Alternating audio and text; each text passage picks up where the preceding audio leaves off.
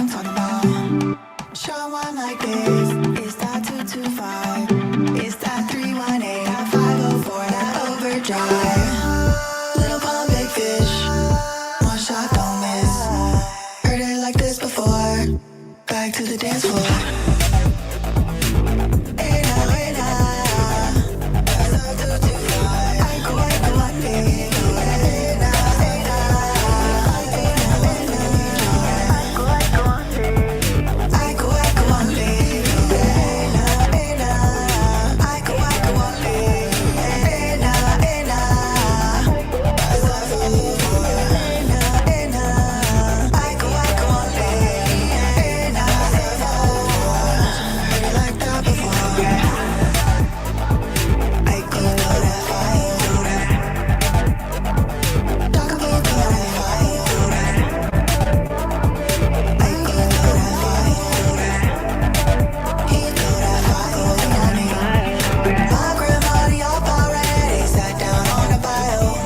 My grandma say you're alright. I set this camp on fire. Talk about hey now, hey now, hey now, hey now. I go one day. They say let me know, relate me shy because I can do this all day. Hey, you want to take a picture behind the car? No, thank you.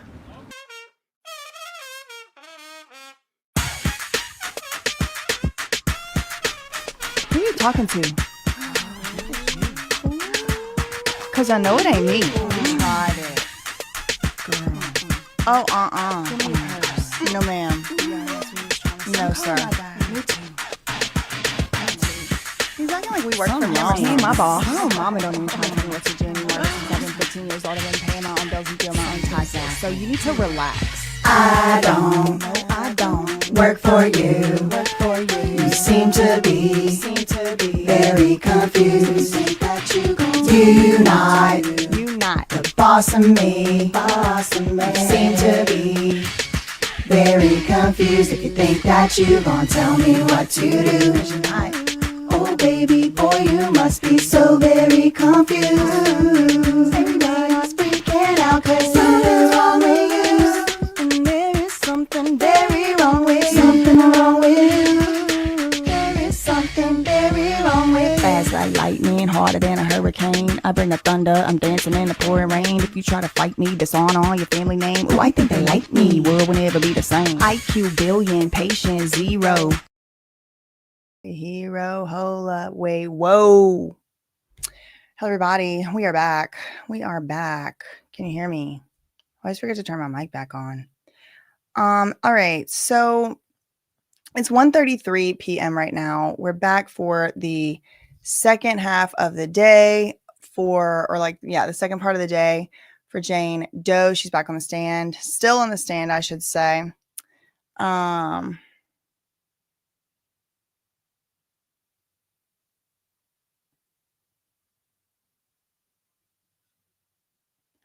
I don't know what this comment is, but I'm just putting it up here in case it's some type of threat. If it's not, my bad. But what are you talking about? I'm telling you right now, I've news for you, boss. I'm trying to make a dent in he life right now. I know how much you care about Brittany. I don't know what you're saying, Steven, truly. Like, if you're trying to be nice or something, it's like a little ominous. Maybe work on being more like less vague and less ambiguous. That was weird, but yeah, I mean, wanted to document that. Anyway, okay. We're on Inner City Press. So they were supposed to be back. The jury, according to NBC, was supposed to be back at 1:15. So right now it's 1:34. So let's see if they got anything new coming out of Inner City Press. I do think there are some updates regardless. Where is that thread? He did make a video. I shared his video from this morning on my community post. Okay, so let's go to CNN. They have an update. 6 minutes ago, Jane was back on the stand after a lunch break. Jane Doe. Hold on.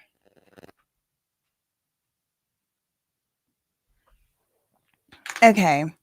So let's go. NBC looks like they have an update 12 minutes ago. Diddy appears happy to see his mom in the courtroom. This is Chloe Mayloss. So, like, take it with a grain of salt, girl.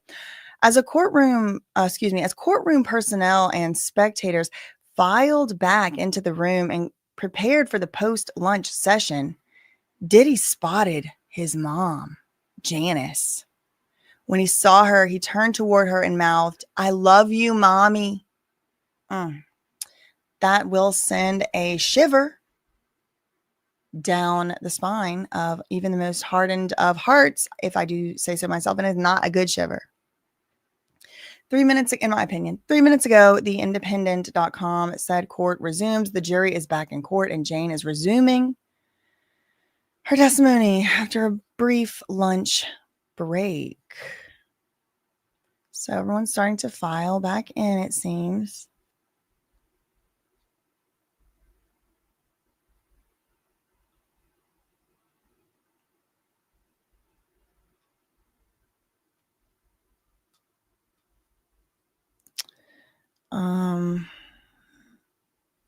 Day 19 of the U.S. versus Sean Combs trial, and it's all Jane. Jane's continued on direct. This will be the last day, according to.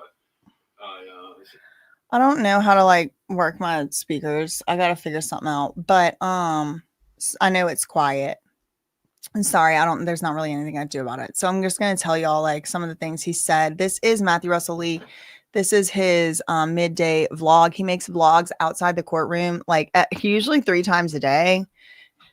He's really good. Y'all should go follow him over there. His link is in the description box permanently, so you can find it down there and you can go to his Twitter. But he has done this vlog 30 minutes ago talking about this, and again, like it's as loud as it'll go, but I'll just kind of like translate or amplify and paraphrase. But y'all should click below and go to his Twitter too, because that's what I'm reading from all day long. One of the 5 to 7 sources. Definitely my favorite one. Definitely the best one, in my opinion. So he makes this vlog. He says that today, he reminds us something we heard earlier. Today is supposedly Jane's last day of direct. U.S. Attorney Maureen Comey, but what a day it's been. Basically, it started. There were a series of communications in October 2023 where she was like, "It's over. You've made me do these terrible things. You keep threatening me in the house." And he did then threaten her about the house, saying. So there's a series of text messages from October 2023 where Jane Doe is like, "It's over. Why did you make me do these terrible things? You always threaten me about the house." And then Matthew Russell Lee is like, and then we see text messages in court or hear about them or whatever. They come up where indeed and in fact it does appear that Diddy was threatening about the house. "You don't perform for me, I won't perform for you. You don't perform for me, I don't perform for you," Diddy said. But then the Cassie lawsuit hit, and then the Cassie lawsuit hit. Just been playing this audio tape of they've been playing this audio tape of when Jane called Diddy or Diddy called Jane, and they're communicating about the lawsuit. And he says, "I need you now. You know what I'm saying? Are you recording me?" She says she wasn't recording you, but there is a recording. So the question is, where did this recording come from? There was a stipulation read about C's cell phone. So I think we're going to find out in the afternoon. But we also. So where did the recording come from on the phone between Jane and Diddy? Remember they asked Jane on the stand, "Were you recording? Were you recording this phone call?" And we were talking about it earlier. We're like, okay, was he wiretapped? Where did the phone call come from?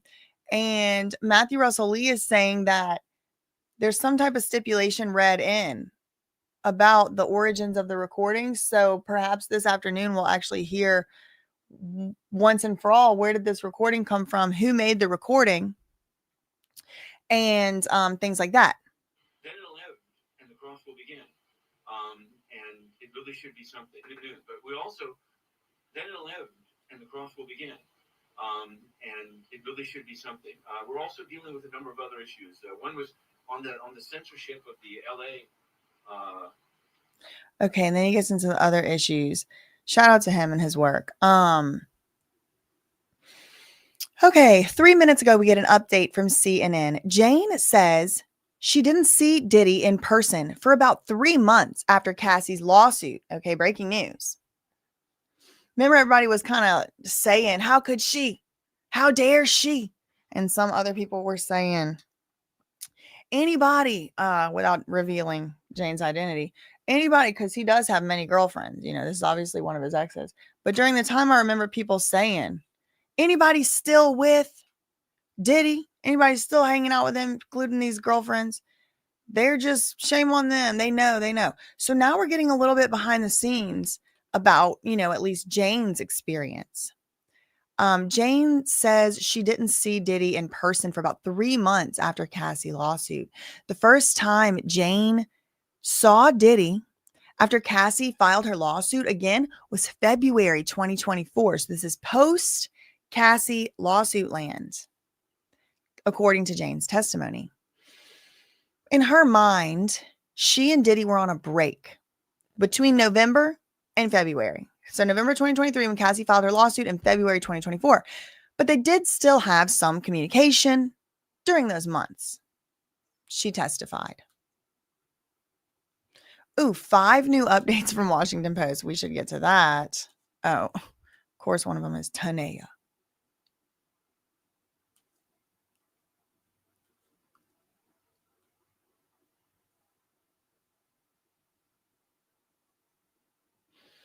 Okay, I don't know if we read this or not, but we'll just start here anyway, even if we already read it, because I think it's important and it's a new video.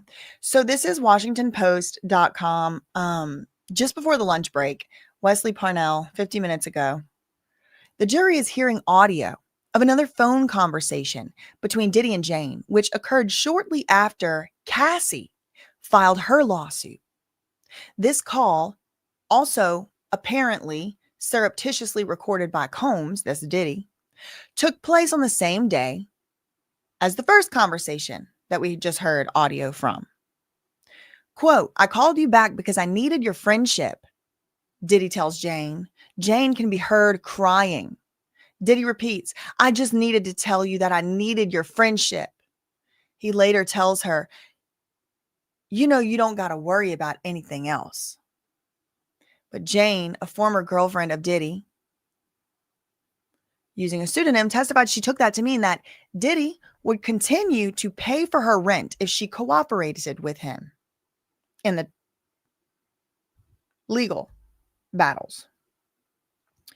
49 minutes ago, Ann Brannigan said just before the lunch break, the judge asked Assistant U.S. Attorney Maureen Comey how much longer she expected her direct questioning of Jane to take. Jane is Diddy's ex-girlfriend, and she alleges that Diddy ST'd her between 2021 and 2024, and she's using an alias. The Assistant U.S. Attorney said that she was confident she would finish today. As defense attorney Teeny Garagos grabbed her files and prepared to leave the courtroom, Diddy could be seen tapping her back with his hand. Teeny Garagos is expected to cross-examine Jane, who is central to the government's ST charges against Diddy. The court will resume at 1:15. Here's the Tanea article. They post every day that they cover this. The Crowd's article, they keep reposting. Okay, 10 minutes ago, Jane is back on the stand following the lunch break. She has avoided making eye contact with Diddy. Diddy, on the other hand, followed her every step as she walked across the courtroom to resume her testimony against him. A former girlfriend, Jane, is testifying under an alias. CNN has an update. 1 minute ago, quote, this is a powerful headline.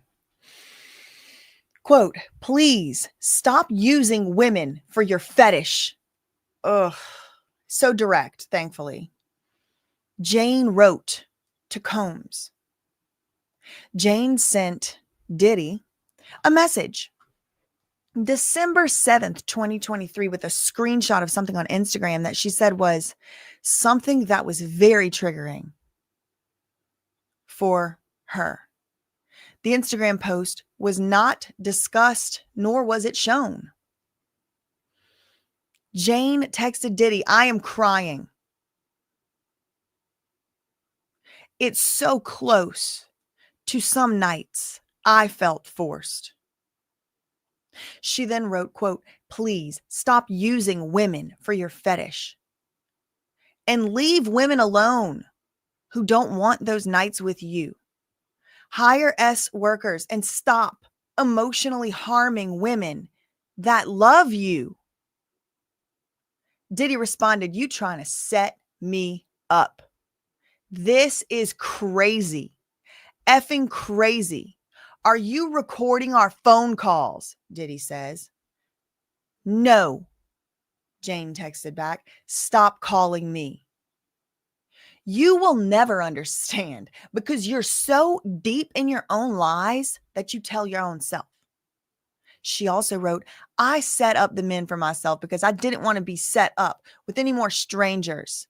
It was a protective instinct for myself, Jane had said.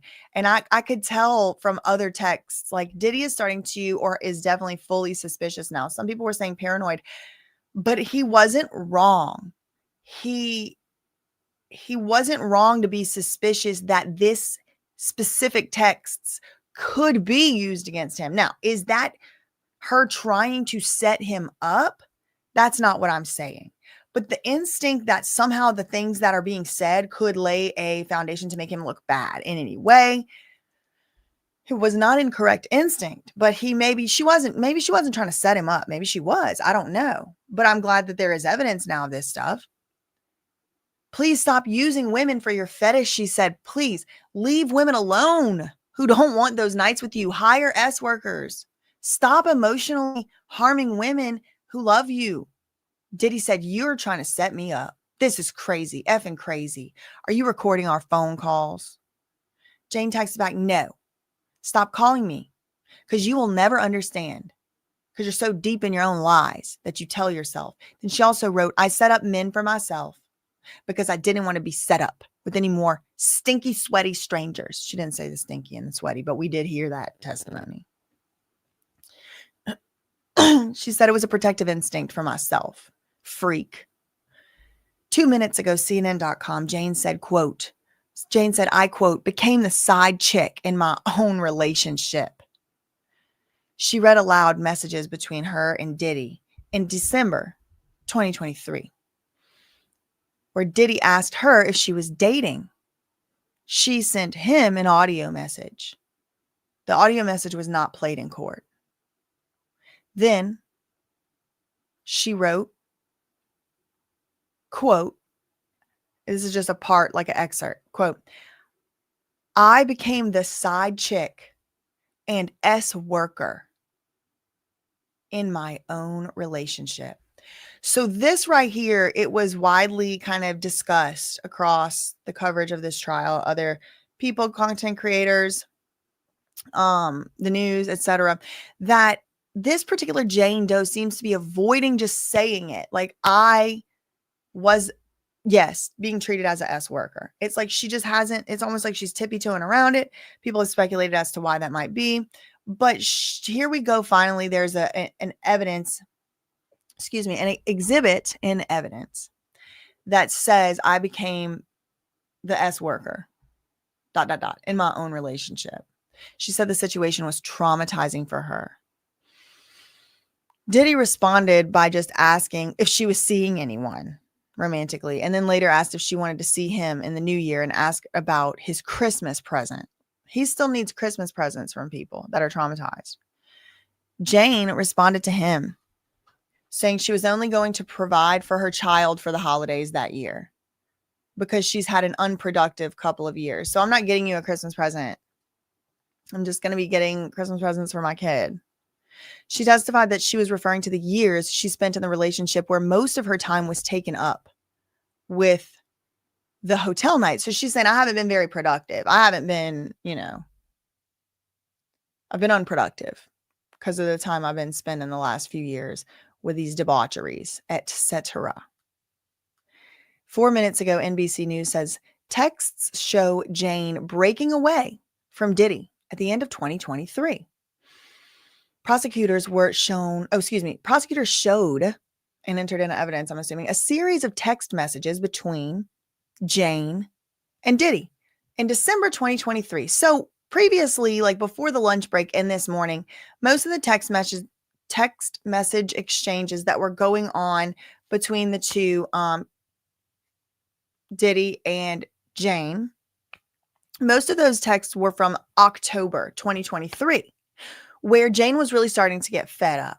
Now we're looking at text message exchanges between them starting in December, 2023, October 2023, and this is December 2023. I don't know if I said 2021. I meant 2023, October 2023. I think that's what I said. I don't know. So now we're in December 2023, where the lunch has happened. We've come back, and now they're talking about different new text messages now. This is after Cassie's lawsuit had been filed about 2 weeks ago, or a few weeks ago at the time of these text messages that the jury is being shown and that are being asked about right now. The prosecutor showed these text messages between Diddy and Jane, December 2023. This is right after Cassie filed her lawsuit, and a few months after Jane herself had expressed displeasure. Remember, October, she was expressing displeasure at Diddy's insistence that she have relations with other men. In one message, Jane writes to Diddy that she's crying and troubled, insisting she no longer wants to do those nights with Diddy. She urges him to hire S workers rather than emotionally hiring women who love him. Later, it's weird because like in a perverse like way, he probably like needs, it probably doesn't work. He probably needs that part. It's probably part of it for him. It's probably part of the whole thing, in my opinion. I don't know. I could change my mind too. Later, that same month, Jane texted Diddy that he was never satisfied. You will never be satisfied. Combs wrote back he didn't want to fight and asked her how to move forward. Okay, so she's like, look, you're never going to be satisfied. And he's like, I'm not trying to fight with you. What do you want? How do we move forward? Jane told the court that she didn't see Diddy after Cassie's lawsuit was filed in November till February 2024. She testified at that time, during that time, they were on a break.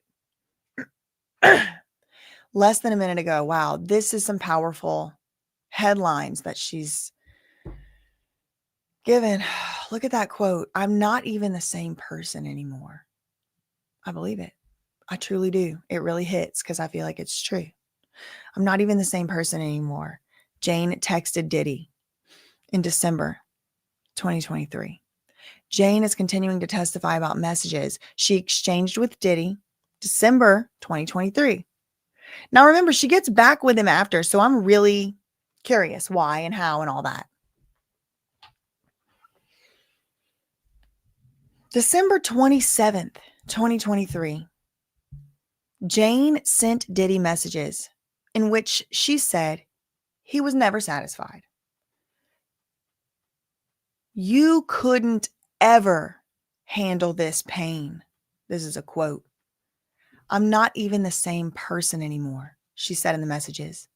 Diddy asked her how they could move on and asked if she was free for the new year. She said she lifted him up in those rooms and took on a lot to make him happy. In later messages, Diddy said, stop with the rooms, and accused her of setting him up. Jane testified that she was referring to the hotel nights and that she was not planning on filing a lawsuit against him. CNN has some updates. Sorry, not CNN. Washington Post has an update 9 minutes ago. Ann Brannigan says, before the lunch break, jurors heard two calls. Before the lunch break, jurors heard two calls between Jane and Diddy that took place in the days after Cassie filed her explosive ST lawsuit. Jane, who was dating Diddy at the time, was audibly upset on the first call. Quote, this is so like word for word, Jane said about the lawsuit, referring to her own experiences with Diddy having freak-offs. In their relationship, they referred to the nights as hotel nights. Jane also told Diddy she was, quote, feeling manipulated. She told him, I'm feeling manipulated by you. Unbeknownst to Jane, Diddy was recording the call the whole time. He repeatedly cut her off when she appeared to be trying to articulate how she felt about the hotel nights because he thought he was being recorded. He's like, I can't talk on this phone. We have a new update from NBC News 1 minute ago. Jane said it was best for her mental health to stay away from Diddy. Jane told Diddy in late 2023 that she needed to stay away from him, accusing him of gaslighting her. In a series of text messages shown to the courtroom, Jane said it was best for her to stay clear of Combs, who didn't seem to understand her need for this distance. I wrote that because he was trying to work my reality again. Work my reality. Whoa. Wow. She has such a poetic and piercing way of describing things. Poetic, even literary. I wrote that because he was trying to work my reality again. Every time I would speak the truth or tell him how I was feeling, he would move on from whatever I was talking about. He just wasn't having it. Let's go to Inner City Press.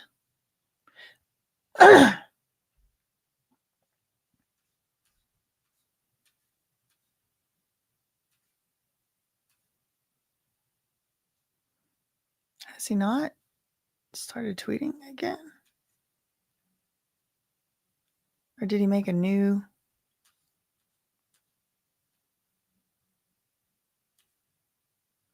Did he make a new thread?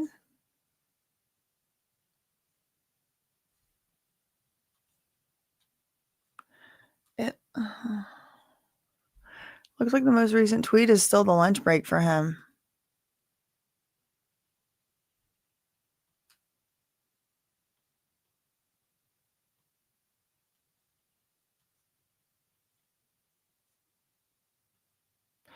Okay, well, let's just check the other sources out in the meantime. The inferior sources, except, I mean, they're good. I just he's my favorite. I am, personally, I'm partial to independent, news, journalism, independent, truly independent,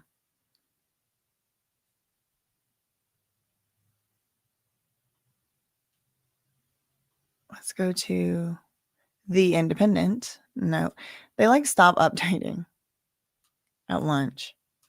Who else? We have Fox News.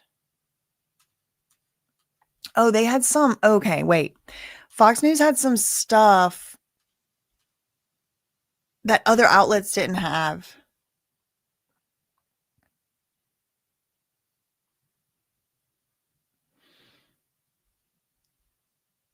Jane allegedly texted Diddy to stop rugging women 10 minutes ago. Oh my gosh. See, Fox News will say stuff the other ones won't. Jane allegedly texted Diddy to stop rugging women.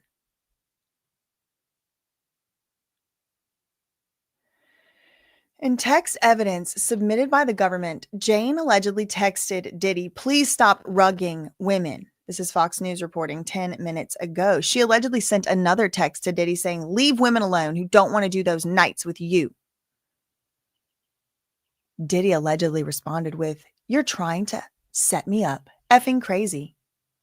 Jane thought Diddy was being paranoid and she had no intention of suing him.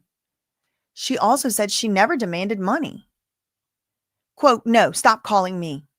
I'm healing and you cannot be a part of that journey, she allegedly texted Diddy. I set up the men for myself because I didn't want to be set up with any more strangers. Stinky and sweaty. She claimed it was a protective instinct for herself. Cassie's lawsuit against Diddy felt like a nightmare.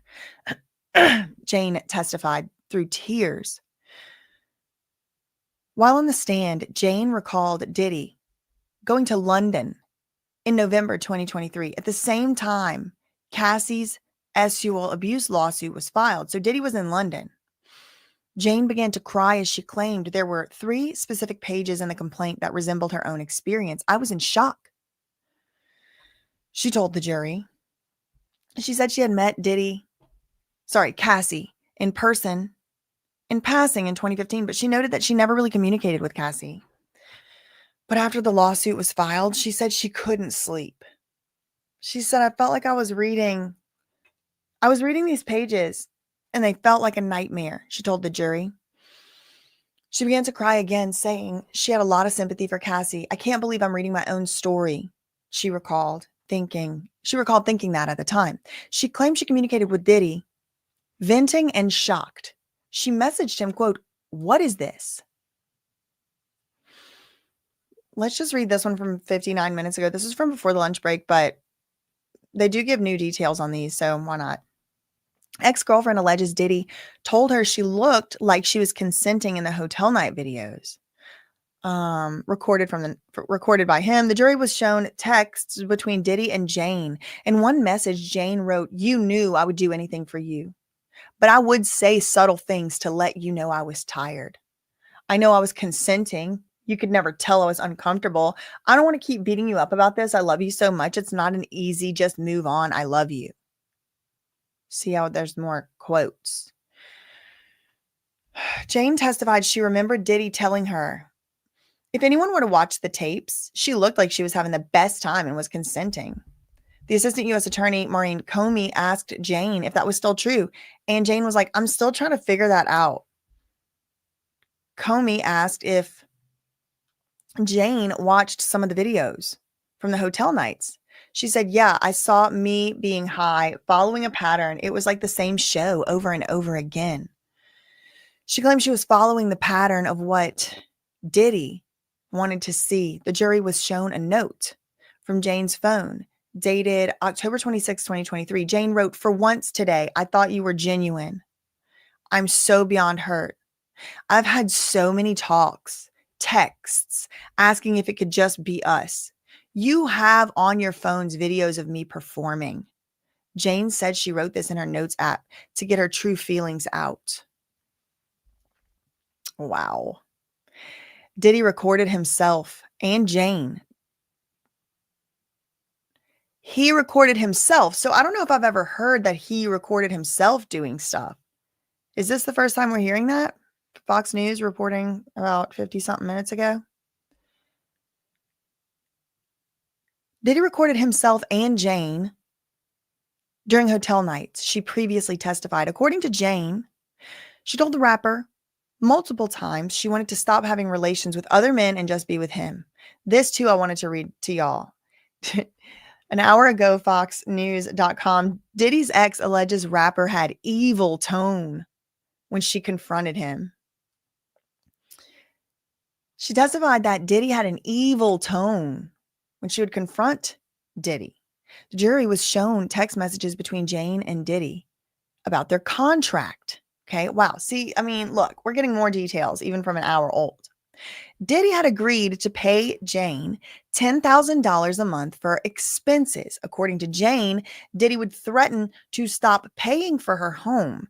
So she also testified that the $10,000 didn't go into like her bank account. It was just straight to rent. But I don't know. It's like being reported in a different way here. So I don't know. In a text to Diddy, Jane said she didn't deserve him threatening her home. She claimed Diddy switched to an evil tone. She testified that she was having PTSD about those hotel nights. Oh no. She was referencing the nights spent with male escorts, Anton and Cabral. Diddy was accusing her of setting up the nights because she wanted to be with those men. Jane wrote, "You want to gaslight me," referring to Diddy making her feel like these are independent things she wanted. She wrote, "You are a threat. You, quote, you are a threat to my health and my sanity." She also wrote, "I regret everything and all this toxic beep." Diddy wrote back, quote, "This is one of the craziest flips from a woman. You burning a bridge. You ain't going to be able to, repair tomorrow. The rapper was allegedly insisting they talk. Jane wrote, "Nothing is ever genuine from you." Diddy replied, "I thought you loved me. After one argument, you resent me. It's not a threat. It's trying to have a conversation. Yesterday, you loved me." Okay, well, that was yesterday. Go away. After this, she testified she spoke with Diddy on the phone, and she remembered them trying to have a calmer conversation on the phone. Jane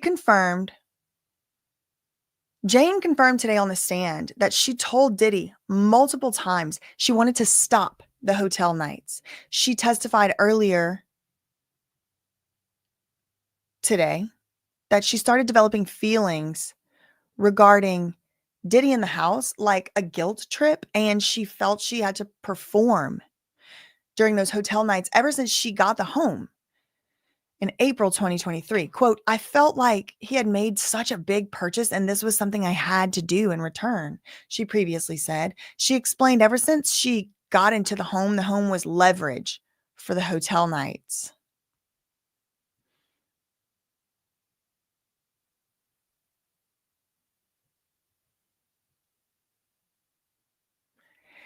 Two minutes ago, FoxNews.com, Diddy's ex told the rapper she became an S worker in their relationship.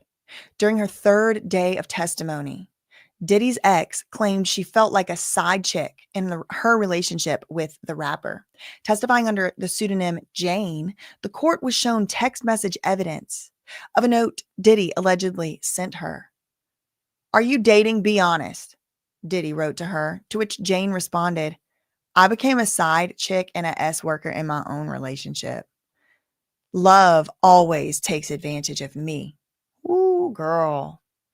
Diddy then allegedly texted her again, "Are you seeing someone? Do you want to come see me at the top of the year?" Jane claimed Diddy was trying to see her after his family had left.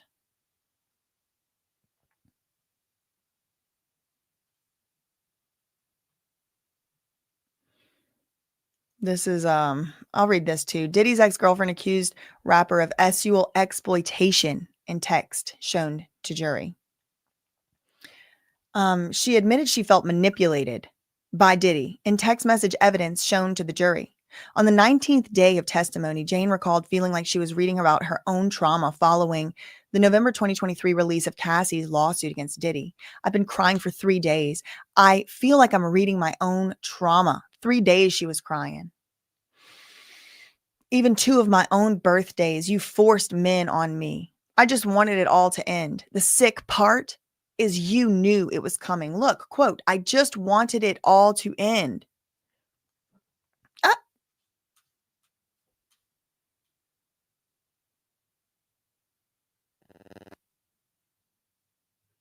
"The sick part is you knew it was coming, and yet you gaslit me. I feel manipulated.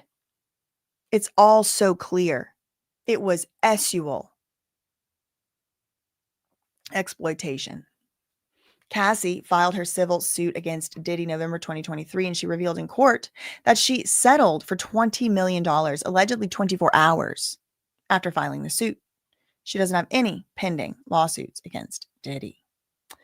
4 minutes ago, we get another update from CNN.com. Quote, "A shameful, dark secret.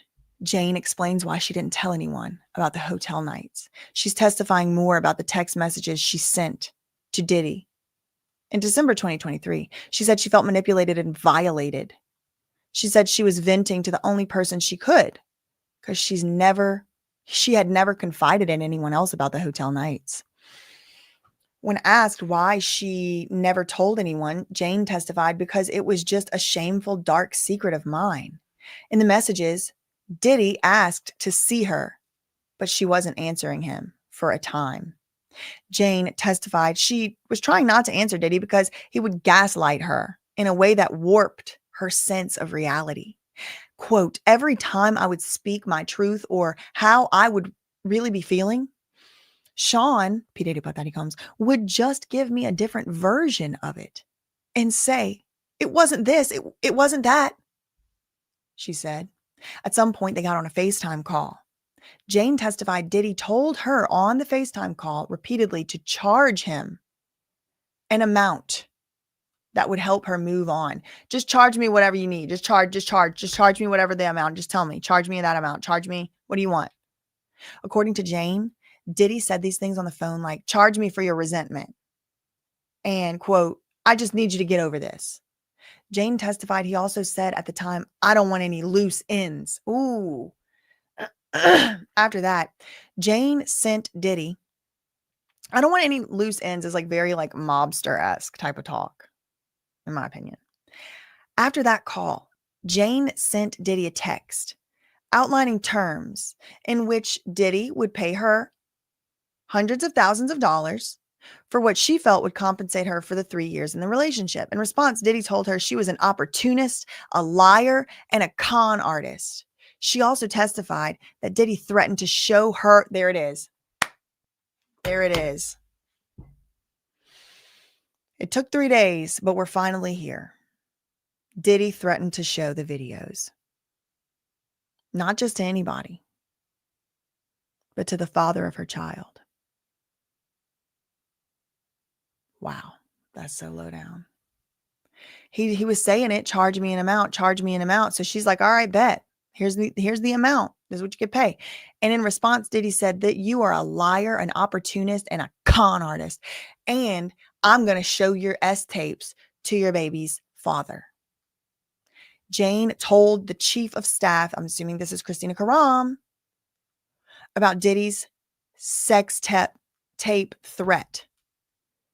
On December 28th, 2023, Jane texted Christina Karam. This is CNN.com 2 minutes ago. The chief of staff, Jane texted Christina Karam and told her about Diddy threatening to release the S-tapes. Rico la. Now we're starting to get to it. There was a slow drip, y'all. My God. Quote, he said that he would expose me and send them to my child's father. And the child's father had been bothering her for 2 months. And she wrote this to Christina Karam. Jane said she talked to Christina Karam on the phone the next day. And KK agreed to hide the phones that the tapes were on. Oh my God.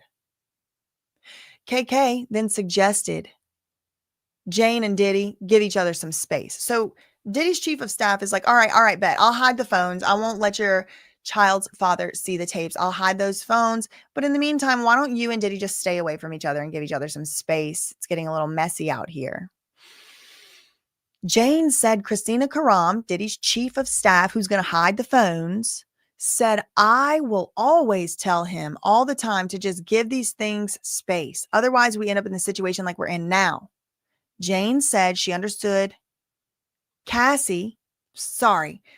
Jane said she understood that Christina Karam was referring to Cassie's lawsuit when she said this. So she's like, Jane is saying what KK told her. KK said, quote, I always tell him, Diddy, all the time to just give these things space. Otherwise, we end up in the situation like we're in now.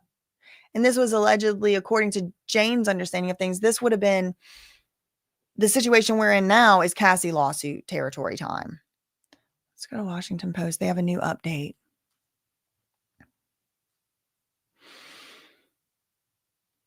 "6 minutes ago, Wesley Parnell, I don't want any loose ends," said Combs, according to Jane. Jane is reading messages and communications she said she had with Diddy after Cassie filed her lawsuit in 2023. Diddy seemed both nervous and needy in the weeks after his relationship with Cassie was catapulted into national conversation. In these messages, Diddy asked Jane if she was trying to set him up.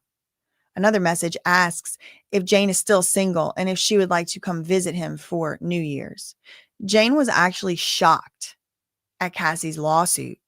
She said she wished to talk to Diddy about the eerie similarities the suit had to their own relationship at the time.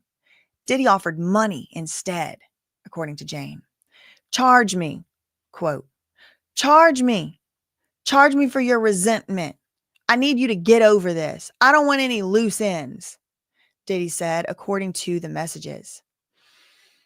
After Jane said she did not want to discuss money, he called her a con artist. So this is something different than what we were seeing reported elsewhere. We saw reported elsewhere that she did lay out like an amount he could pay and how he could do it. An amount he could pay and how he could do it. But that's when he called her a con artist, a liar, and an opportunist.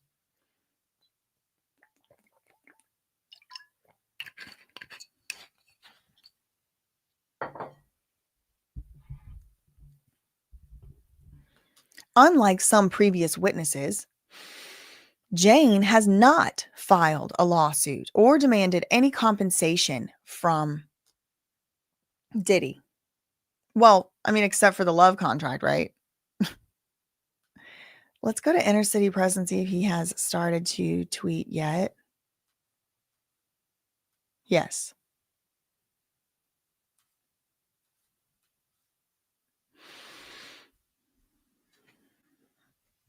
Okay. So we're somewhere completely different now. Inner City Press 14 minutes ago, zooming back into details land, and nobody out here doing it like him. So this is just the first one after the lunch break that he tweets. Jane says, I was commenting about the girlfriend of another rapper. I said, she is so beautiful. Was this rapper an old friend of yours?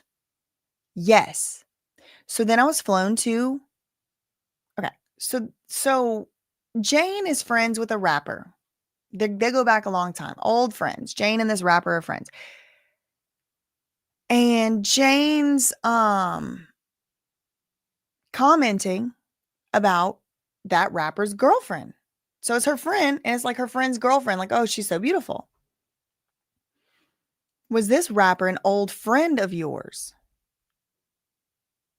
Yes, I was flown to Las Vegas. There was a birthday party and we went to a strip club and I recognized Anton, ... So remember, he's one of the entertainers. Question, other than that time, had you ever seen Anton other than hotel nights? No, never. And this rapper friend of yours, was it platonic? Yes. Oh my gosh, y'all, the tea, it's pouring, it's piping. We're going to go back and read through this again, but let me just get through this one to make sure we're getting all the pieces pieced together. But other than that time, had you ever seen Anton other than on hotel nights as an entertainer? No, I'd never seen him before other than hotel nights. Okay. And the rapper friend, this is a platonic friend? Yes. In the hotel room, though, Anton was having relations with a woman. And the rapper and his girlfriend were there. There was flirting. Oh my gosh. Okay, stop. Pause. We gotta recollect just those two tweets right there. I don't know if this is just maybe Inner City Press wasn't exactly on time in the courtroom. I don't know what the context is here. It's the first tweet after the lunch break. It picks up right here. Jane, I was commenting about the girlfriend of another rapper, and this rapper is my friend. So I was talking about my friend's girlfriend, saying she's so beautiful. Then for some reason, I was flown to Las Vegas. There was a birthday party. We went to a strip club, and I recognized this guy, Anton, and I had seen Anton before. Other than that time, had you ever seen him outside of hotel nights? No, the only time she ever saw him was the hotel nights. The friend was platonic, but then when we were in a hotel room, for some reason, again, there's some context missing here, Anton was having relations with another woman. It wasn't me this time, but I had relationships with him before, but now he's in here having relations with another woman, and the rapper and his girlfriend, who I thought was beautiful, were there, and the rapper was my friend, platonic, and there was flirting. How were your finances in January 2024? Better. I decided to do an OF account. What kind of content did you create? Lingerie, swimwear, and implied nudity. What's that? Where you cover your body strategically with your hands or whatever. I wanted to stand on my own 2 feet. I was also getting child support and some money I had from Bear. I don't know what that is. I advertised his brand on my social media and he offered me money. Actually, he just sent it to me. How much? $9,000. He said, if you want to post for my brand, do it. No big deal. And then whoever Bear is sent $9,000. Then Diddy messaged me that he had a dream about me.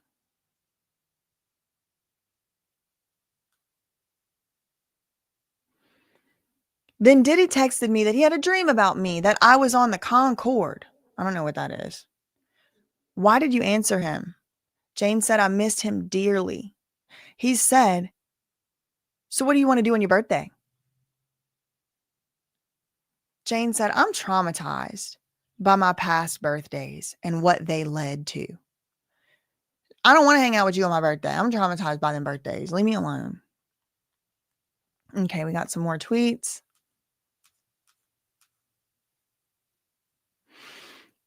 What did Diddy write? He said, well, if you change your mind, I miss you. Stay happy. Love. It's like this poor girl hasn't figured out yet. I miss you means I want to have a freak off. I want you to do stuff with other men in front of me. If you change your mind, I miss you. Stay happy. Love. What did you write? Jane said, I wrote, I'm just being mature. I don't think I'm ready to see you. And did you see him for your birthday in February 2024? Yes, she did see him. How was it in Miami? So it was a birthday in Miami. He had candles. My heart was beating super fast. And I think his was beating fast too. And we were oddly wearing the same color outfit. And I thought that was nice. Okay. And then what happened at dinner? Balloons and a 5-course dinner. I've seen these balloons and cake before. It was right between the first two entertainers after they had relations with one and switched rooms into the suite. It's sad. It's so messed up. He's messed up. Okay. If you change your mind, I miss you. Stay happy, love. What did you write? That I'm just being mature and I don't think I was ready to see him. Did you see him for your birthday, February 2024? Yes. How was it in Miami? He had candles. My heart was beating super fast. And I think his was beating fast too. We were oddly in the same color. I thought that was nice. What happened at dinner? He had balloons, a 5-course dinner. Oh, here we freaking go. Oh my God.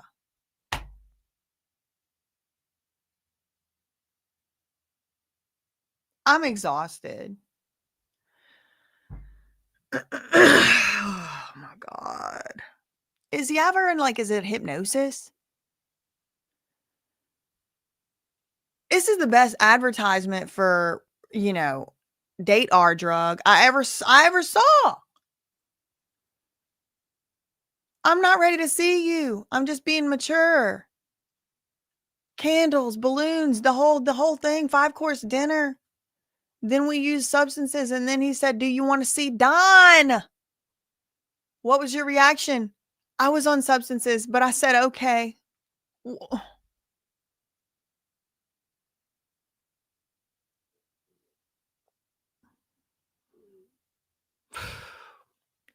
Me and Don had relations in 1 star. Okay, so 1 Star Island is the other house. So the feds do know about that other house. 1 Star and 2 Star have both been mentioned now. 1 Star Island and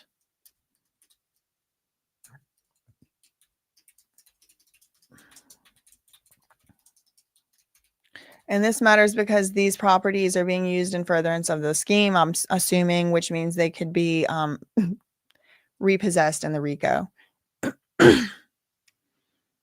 As places of hotel nights. It's interesting they're calling it hotel nights even when it's at Diddy's houses.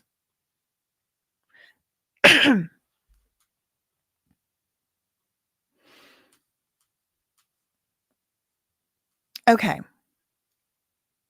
I was high. I said, okay. Me and Don had relations in 1 Star Island, and then we rested a couple days. So that's corroborating Cassie's story. Then we flew to LA. We were back together. In 2024, where did you visit Diddy? Now, this was the year of his arrest. This was the year of his indictment. This is the year of his start in jail. This is the year Little Rod sued him. This is the year of the raids on all the places, the houses, the this, that's. So in 2024, where did you visit Diddy? Jane said Miami. In May, July, and August. And at my residence in Los Angeles, a couple times. Did you and Diddy go out in Miami and LA in 2024? No. Things had really hit the fan, right? Because it was hitting the fan last year. So they did not go out. A lot was going wrong in his life. So we're getting a little behind the scenes of how Diddy has been dealing with these last couple years. The press was after him about Cassie's lawsuit. Question: with which entertainers did you have relations in 2024? Anton, Don, and Larry. We stayed in the houses, the residences. So her place in LA that he was paying for. Diddy's 1-star and Diddy's 2-star houses. There was a lot of focus on Diddy elsewhere. I showed him how lucrative OF was. She said, I showed Diddy how lucrative OF was. Oh my God. It's all going to come to the same. It's all the things that I've been focusing on, the OF managers, the way that they do that. It's all going to start coming all together. Maybe not in this lawsuit, but it's all leading there. Where did you visit Diddy in 2024, the year everything was hitting the fan? In Miami in May, July, and August, and sometimes at my residence in LA. We did not go out. Things had hit the fan. It was a lot going wrong in his life. The press was after him about Cassie's lawsuit. We hooked up with Anton, Don, and Larry. And remember, Anton just popped up at another way. She had thought one of her girlfriends, her friends' girlfriends was pretty, and then he ended up in a hotel room having relations with another girl in front of her, something very strange.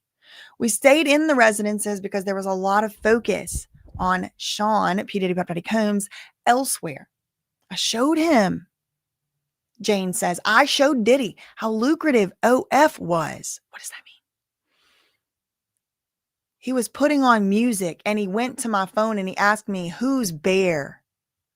Why are you texting like this with him? The money thing came up. That Bear had sent me money. He started getting dressed. I started crying. I felt misunderstood. Yeah, she was probably just so frazzled mentally by this point from all of this alleged abuse, if it happened, how she's saying it happened. I certainly don't know. I wasn't there. There's 3 updates from CNN. 9 minutes ago, CNN.com, Jane describes a sense of calm during a month of distance from Diddy. Those demons were wearing off, girl.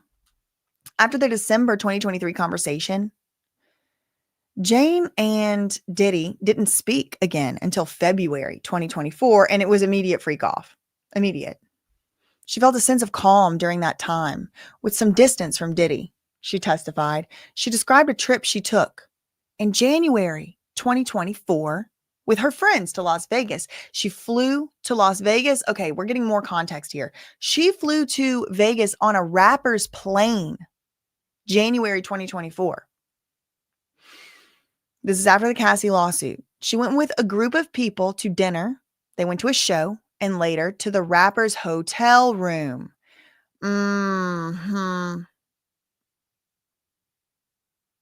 Okay.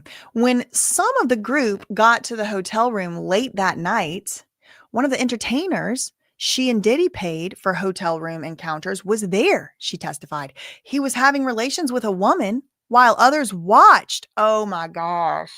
The way they're phrasing it and framing it makes it sound like more and more getting closer and closer to those like freak off parties, right? Or people are watching. That's another thing that's been interesting in the public commentary about this is that in all those Busby lawsuits about what people experience. Most of it was like group stuff, group parties, after the VMAs, after parties, after the this, that, the other. But throughout this criminal lawsuit, what we've seen is like just Diddy in a room with one person and another man.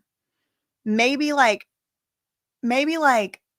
ambiguously, maybe sometimes they were doing it with multiple people in there at one time. But like, this is the closest I think I've seen to something like I've seen more described in those civil lawsuits.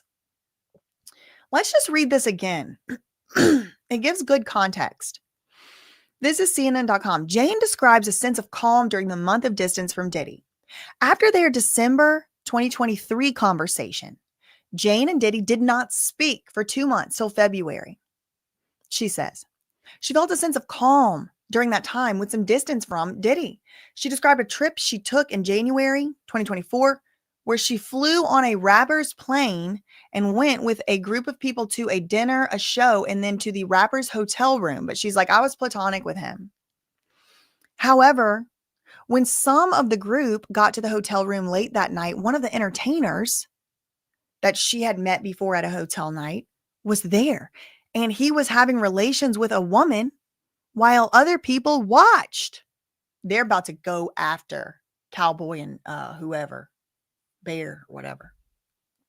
He was having relations with another woman, not Jane, while other people watched in the hotel room. Why? Which rapper? Somebody please figure it out.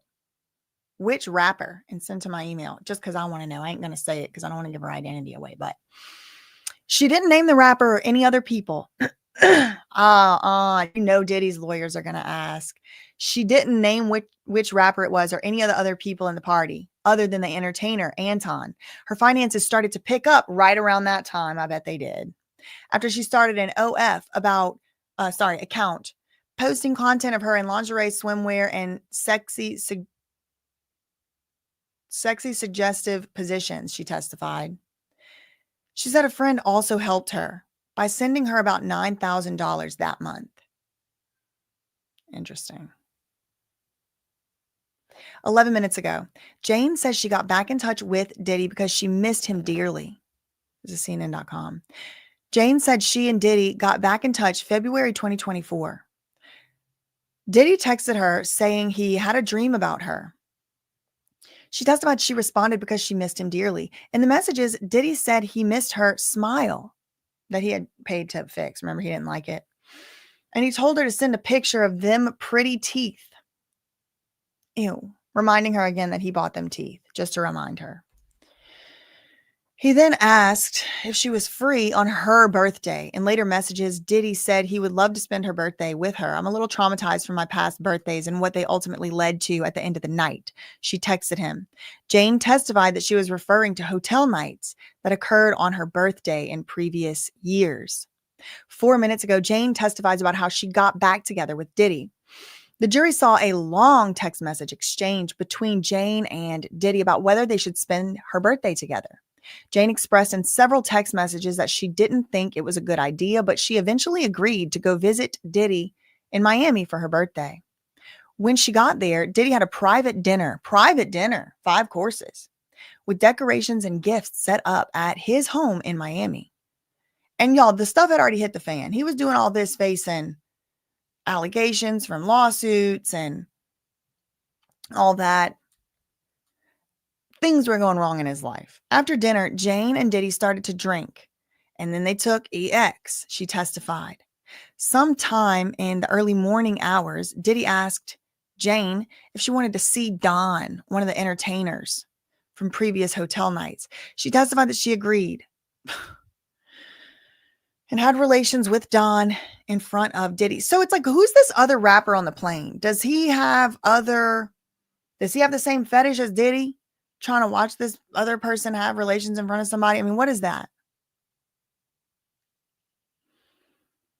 Jane testified she agreed and had relations with Don in front of Diddy.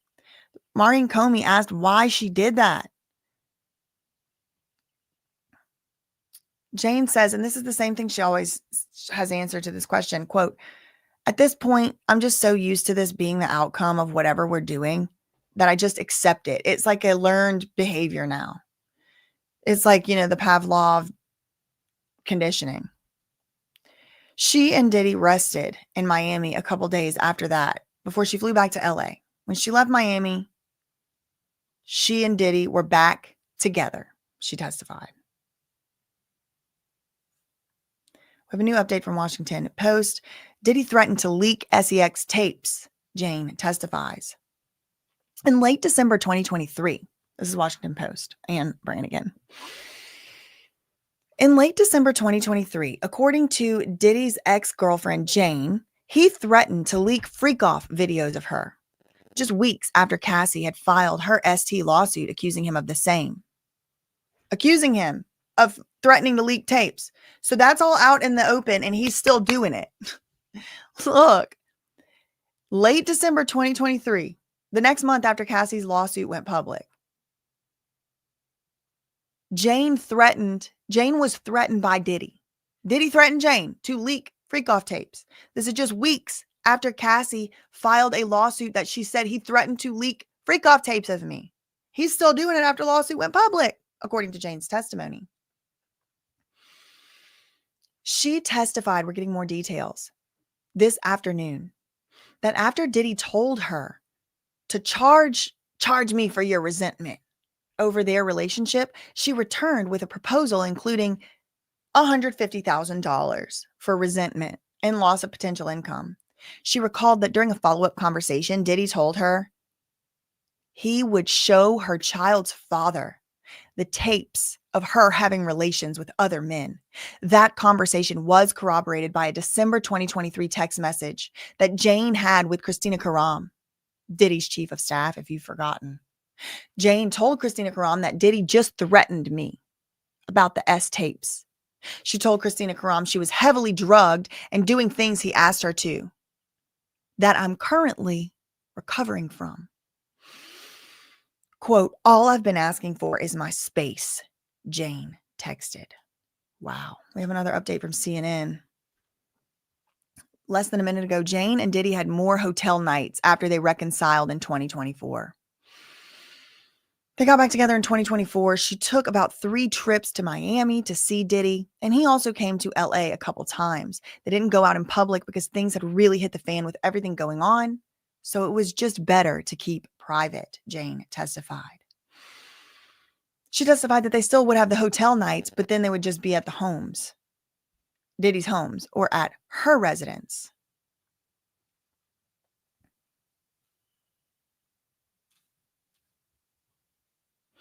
Okay, we're checking back in with Inner City Press.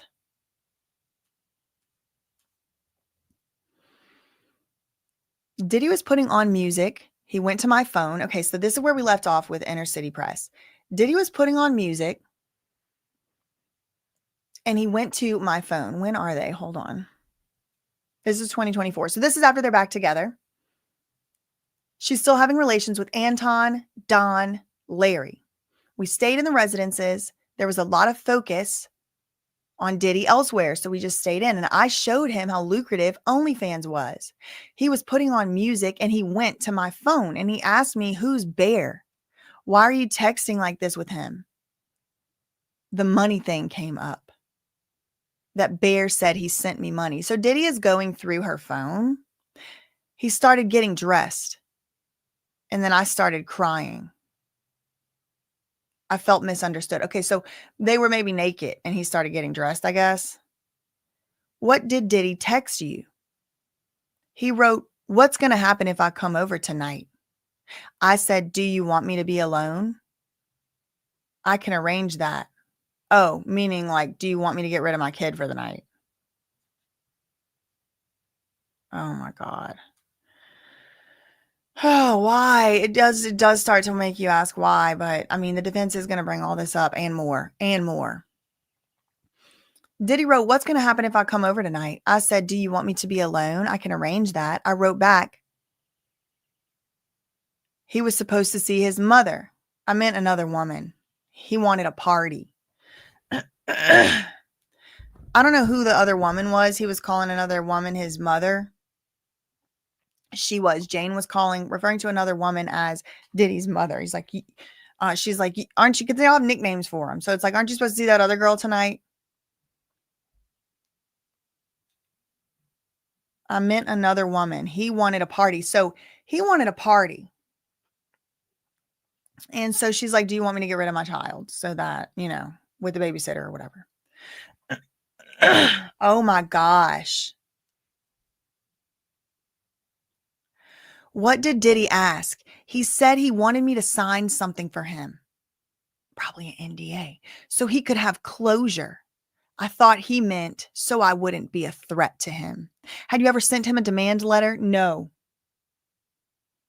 Diddy said, you're making your own money. What did you reply? I said, I'm working on paying off my debt after being on call and unfocused. Because she's like, I've been on call for you for years, buddy. I have debt. I have to pay off.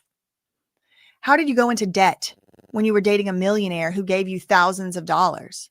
Objection, Your Honor. And the judge is like, yeah, no, you can't ask that, Maureen Comey. Okay, fine. Next question. What did you write? I said, I'm tired. I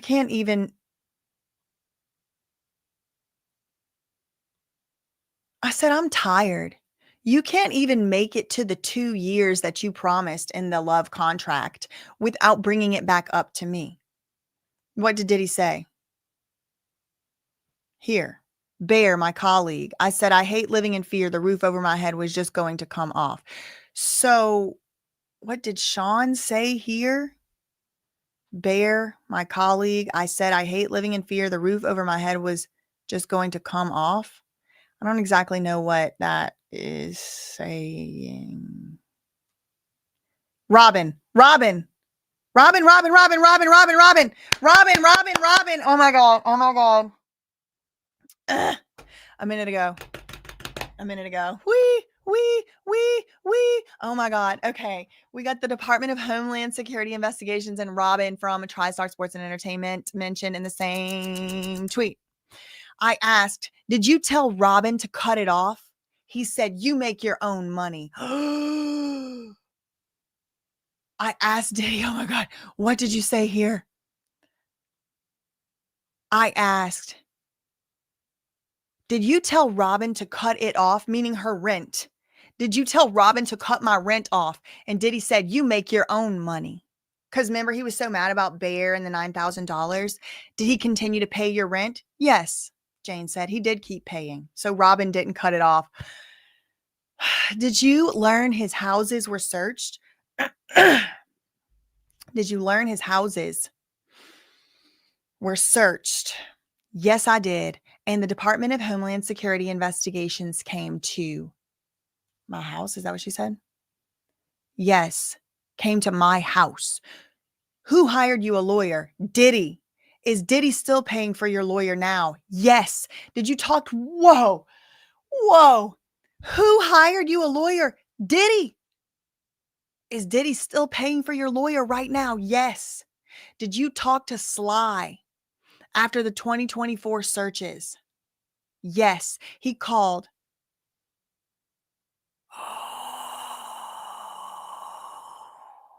This is scandalous.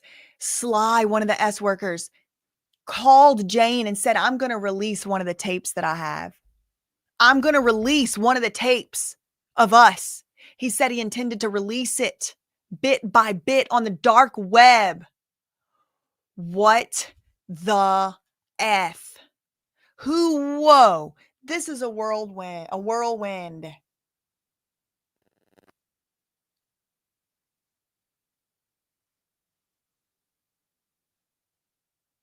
Holy y'all. This is like bombshell after bombshell after bombshell. Who hired you a lawyer? Diddy. Who's paying for your lawyer right now? Diddy. Did you talk to the S worker Sly after the 2024 searches? Yes. He called. He said he was going to release the tape bit by bit on the dark web. I asked how he got the video, and he said Diddy had picked up his phone one time and recorded with it. I asked him how much he wanted for the tape. He said $10,000. I told Diddy, Cabral just tried to extort me. ATL Sly just tried to extort me. Diddy was crying. Diddy was crying, according to Jane Doe. What did he say? He said, get legal on it. Holy shh. Diddy told Jane. Oh my God. Whoa, what a tangled web. Diddy told Jane Doe. He was crying. Found out Sly, one of their guys that they just had a FO with in September 2024. Or sorry, excuse me. Last year, 2024 sometime. I don't remember which order it was and which guy or whatever. But like as recently as the same year, Diddy was raided, arrested, indicted, charged, and imprisoned. Or in jailed, incarcerated. He just had freak-offs with them, with Jane. I asked Sly how he got the video. He said Diddy picked up his phone and recorded with his phone one time, and then he wanted $10,000 for the video. So I called Diddy, and I said, Cabral just tried to extort me, Sly. And Diddy's crying, and he says, get legal on it. But does that mean the lawyer I'm paying for, tell them to handle it? Did you speak with Cabral? Yes, I did. And I told him this was sextortion and I would not be talking with him. And then a media company called me. And said they bought the tape. And did I have a comment? And I fainted. We had to control the situation. Whoa, y'all. Whoa. What? They're outlining the sextortion. This was all speculated about. All these lawyers coming out saying there's tapes of this and tapes of that, and we're paying finder's fees and all of this, and what the hell? Oh my God. What the hell? It's so many things. What did he ask? He said he wanted me to sign something for him, an NDA, I guess, so he could have closure. And I thought he meant so I wouldn't be a threat.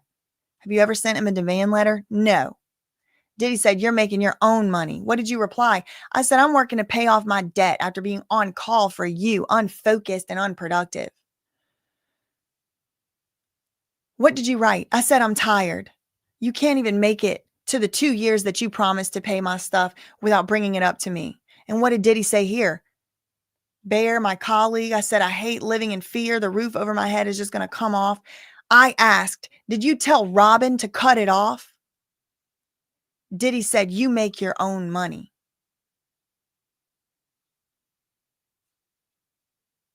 Right? You're making your own money. And then I asked, did you tell Robin to cut me off? He said, you make your own money. Did he continue to pay your rent? Yes, he kept paying. Did you learn his houses were searched? Yes, I did. And they came to my house too. Who hired you a lawyer? Diddy. Is Diddy still paying for your lawyer now? Yes. Did you talk to one of the S workers, Sly, aka Cabral, after the searches? Yes. He called and said he had a tape. He was going to release it bit by bit on the dark web. I asked him how he got the video, and he said that Diddy had picked his phone up and recorded with it. And I asked Sly/Cabral how much money he wanted, and he said $10,000. And then I told Diddy that Cabral just tried to extort me, and Diddy was crying, and he told me to get legal on it. Then there was this whole media company stuff. Oh my God. This is crazy. Did the media company ever publish the video? No. Do you know why? No. Then the hotel video of Diddy and Cassie came out. I was with Diddy at the time. Okay. This is about to be the final crescendo. I feel it. I just got a feeling.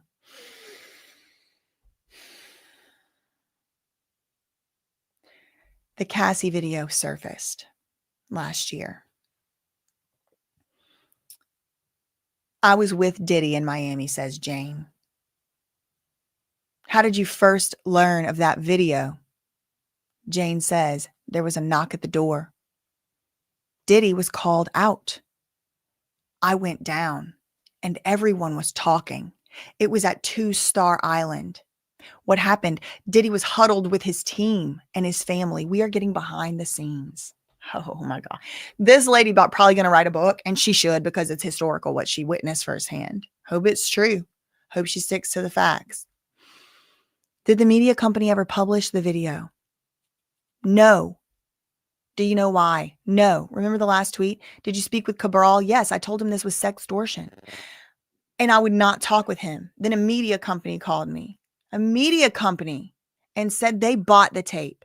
Did I have a comment? I fainted. We had to control the situation, and she's sobbing.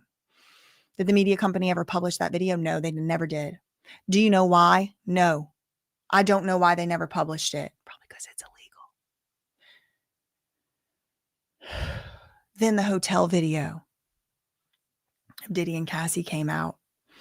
I was with him at the time in Miami. The way that I first learned about it is there was a knock at the door. Diddy was called out. After that, I went down to see what was going on. Everyone was talking. It was at 2-Star Island. What happened? Diddy was huddled with his team and his family, and I was just giving everyone space. Later, we had a huddle. His sons were involved. Oh my gosh. Thank God for Inner City Press. A huddle for what? Oh, media manipulation right there, if true. Breaking. Jane Doe describes a huddle with Diddy's sons and others regarding a planned / scripted apology showing attempted media / narrative manipulation / control ? RICO law. I don't even know what that means anymore. I just put it just to be silly. What were you in a huddle for? Including his sons. And you know Diddy is incensed. You know he's got freaking smoke coming out of his ears. Like, oh, you know what, buddy? You want to bring my son? You want to bring my son? You want to bring my child, son or daughter into it?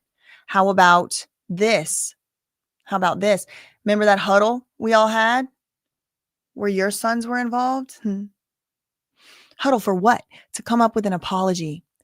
He showed me a draft of what he was going to say on social media. Remember? I was in a dark place. All that. Did you read it? Yes. He addressed Cassie by name in the draft that I saw. I felt that was more heartfelt. I thought it was good enough.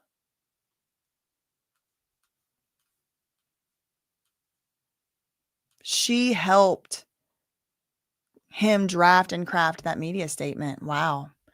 I don't know why she didn't plead the fifth.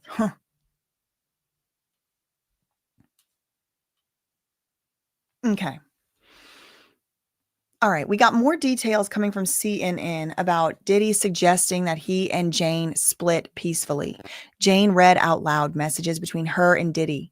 In early March 2024, this is the month of the raids, everybody. The month of the raids on the homes and the hotel in New York. Jane testified that Diddy was trying to get her to set up a hotel night with entertainers.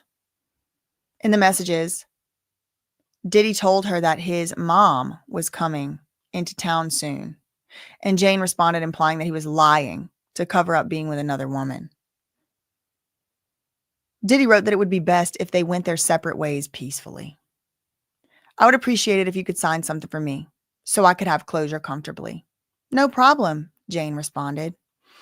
Diddy wrote that Jane was making her own money now, so he hoped they could have a clean break, and that he told his accountant. He told Robin. Breaking news. And then Jane Doe named that name. Good. Thank you, Jane. Diddy wrote to Jane, you making your own money now anyway. So hopefully we can just have a clean break since you're making your own money. You don't need mine. And he said he told his accountant. Jane testified that his accountant was the person responsible for paying her rent on time. Jane texted him that she was still paying She was still paying off her debt from being unemployed for the last 3 years when she was his on-call party girl. That's a quote. She asked Diddy for 3 months before taking the rental payments away. Jane says one of the entertainers threatened to release a S tape. So not only was Diddy threatening to release the tape, but one of the entertainers was too. Jane said one of the entertainers they used frequently, Sly, threatened to release an SE, you know what, freak off tape of them in 2024 after the searches of Diddy's homes occurred. He said he had a 35-minute long video of him and Jane during a hotel night because Diddy had recorded it on Sly's phone instead of his own. My heart was beating out of my chest and I couldn't believe what he was saying to me. She testified she asked him what he wanted for the tape and he said for $10,000. And that's how much she was making a month for them rent payments. Remember that? Exactly $10,000. She said she then did also call Diddy, who got his legal team involved. She then spoke to Sly again and told him she had legal representation and what he tried to do was sextortion, and she wouldn't be having any further conversations about it. She later received a message from a big media company saying they had just bought the tape. What was the big media company? Was it NBC? I want to know. I fainted and called my lawyer. She said the company never released the tape and she didn't know why. She said she never spoke with Sly ever again. And you know, that's probably so betraying. Like they had this secret they both carried around. Diddy also threatened to leak those tapes, according to Washington Post. Jane said she wanted to unalive after Cassie filed her lawsuit. The lawsuit opened the door for federal prosecutors to eventually indict Diddy. On the stand, Jane teared up as she described wanting everything to go black after she read the entire 35-page indictment.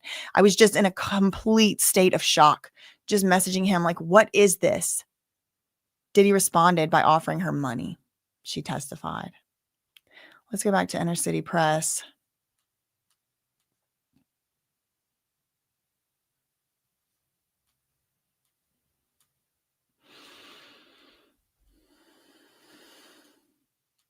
Robin got mentioned.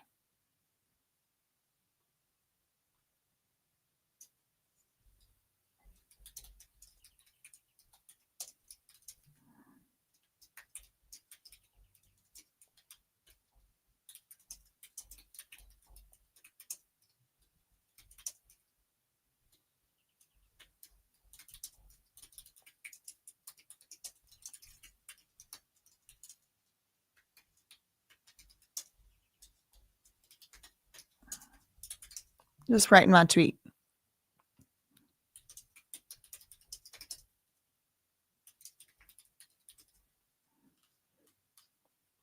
Okay. Did you ever talk? Okay, so this is the most recent tweet right here. Huddle. They were having the huddle with Diddy's sons to come up with an apology. He showed Jane a draft of what he was going to say on social media. Jane read it and thought it was good enough. Did you talk later one-on-one with Diddy about the video? Yes, I did.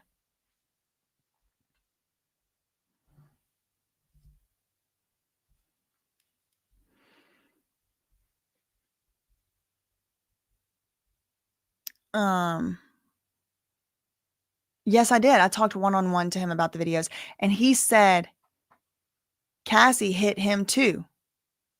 Then I was told that Christina Karam was coming and I had to go into another room. Cassie hit him? Oh, Cassie had hit him, had physically assaulted him as well. Then I was told that KK was coming and I had to go into another room, which I did do. From the huddle. They still, I guess. Did you talk later one-on-one with Diddy about the video? Oh, yeah, the CNN video. Yes. And he said Cassie hit him too. Then I was told KK was coming and I had to go in another room. I did, and I went back to LA. Do you recognize this? Diddy's Instagram apology has finally entered the trial into evidence. This is Diddy's Instagram apology. Do you recognize this video? Yeah, it's Diddy's Instagram apology. The video is played to the jury, but not on the public screen in the gallery, but we've all seen it. Diddy, disgusting. I have asked God for his mercy and grace. I am truly sorry. How did you feel about it, Jane? Jane said, I was disappointed. I felt there was no heart. Your Honor, Diddy's lawyers say, can we have a sidebar? What do you felt there was no heart? Can we have a sidebar? And the judge is like, sure, let's have one. Karen said, yeah, the video lacked repentance. His heart was not contrite. It wasn't like Clinton's apology. Oh, girl. You think his apology was authentic? Ooh, girl. I got a bridge to sell ya. Somebody said, of course, there was no heart in it. He had to huddle up to brainstorm ideas. Seriously.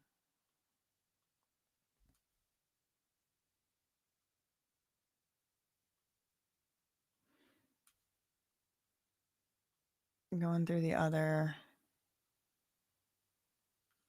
sources now. 12 minutes ago, Washington Post. Diddy offered Jane money, she testifies, but then he backed out.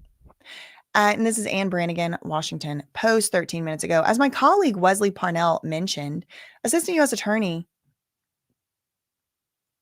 Marion Comey asked Jane several questions Monday afternoon about whether she ever planned to sue Diddy during their relationship, including after she saw a lawsuit from Cassie in which the singer detailed harrowing sexual experiences. Okay, so did she ever plan to sue Diddy? She said no. Diddy raised the topic of money shortly after the lawsuit was filed when Jane began pointing out small similarities between their hotel nights and the freak-offs alleged in Cassie's lawsuit. In a phone call, Diddy told Jane to charge him for the resentment she felt. Jane, who is testifying under a pseudonym, said she went back to him with a financial number, but was immediately shut down by Diddy, who became irate with her.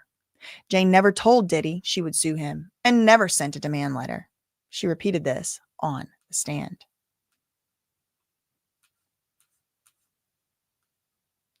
Let's go to NBC. 5 new updates from NBC, my lord. Okay.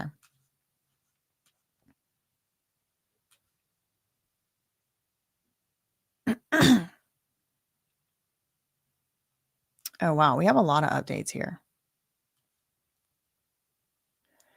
So this is from like 53 minutes ago. Jane said she had unaliving herself thoughts and ideations in 2023.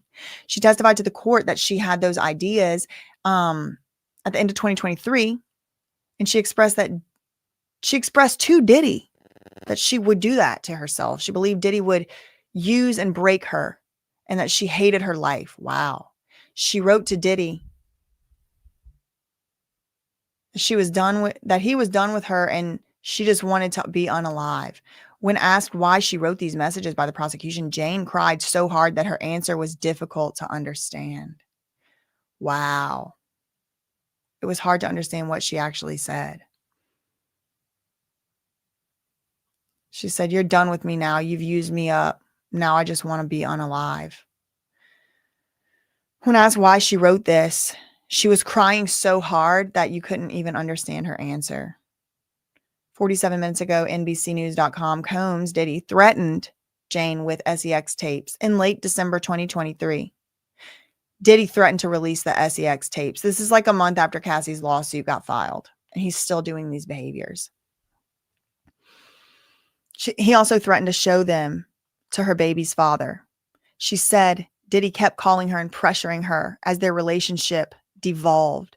Jane told the court he told her he had nothing to lose by releasing tapes from the hotel nights. Jane texted Diddy's employee, Christina Karam, to alert her to the situation and exchange that was entered into evidence. Jane wrote she was traumatized from her experience with Diddy and she wanted space, but Diddy thinks that she's going to blackmail him. She wrote that Diddy was threatening to expose the SEX tapes in which she was heavily drugged and begged Christina Karam to talk some sense into him. Christina Karam responded with reassurance that nothing would happen, and she said she was going to hide them phones, according to testimony. Jane says she joined Jane says she joined OF platform to not have to rely on Diddy anymore. She testified that she joined the OF platform in early 2024. The platform is popular with S workers who can sell explicit content of themselves to subscribers. This is a quote, "I just wanted to reclaim having my independence and not rely on anyone and stand on my own 2 feet," she told the court. 16 minutes ago, Jane says she had relations in front of Diddy in February 2024, the month before his homes were raided in Miami and in the New York hotel. No, the New York hotel, was actually September when he was arrested. Jane told the court that she had relations with another man in front of Diddy in Miami, February 2024, after having vowed to steer clear of him. While this admission could damage her narrative that she was being controlled by Diddy, the government is just trying to get ahead of the defense by having the witness recall the rendezvous first. Earlier during the trial, an expert on domestic abuse testified that victims regularly stay in toxic relationships or go back to them, believing there's no better options. 11 minutes ago, Jane says her home was raided by Homeland Security investigations and Diddy paid for her lawyer. Jane told the court she was still living in a residence paid for by Diddy in March 2023. No, it was 4. They got the year wrong. When Homeland Security investigations raided multiple residences belonging to Diddy. Homeland Security investigation agents arrived at Jane's home at the time she testified.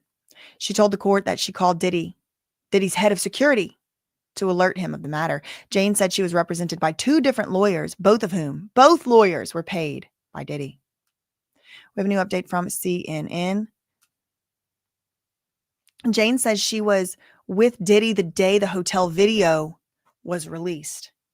She testified that she was at Diddy's Miami residence the day that CNN released the Intercontinental Hotel surveillance video and showed Diddy assaulting Cassie.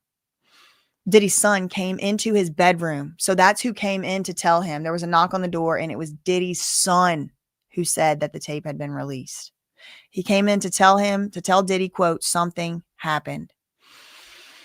Jane said she gave Diddy space that day while he huddled with his family and friends. And at some point that day, she was invited into a huddle with Diddy, his sons, and others as they planned a sincere apology post. Okay, so there has to be very sincere, so the whole group has to huddle and talk about it. She and Diddy didn't discuss the video in those first days, but she never heard him deny it was him on the video. The next day, Diddy showed Jane a draft of the statement that he did end up posting on social media. She testified that she gave Diddy positive feedback on the post that he drafted, and then she flew back to Los Angeles from Miami that afternoon. There's a new update from CNN.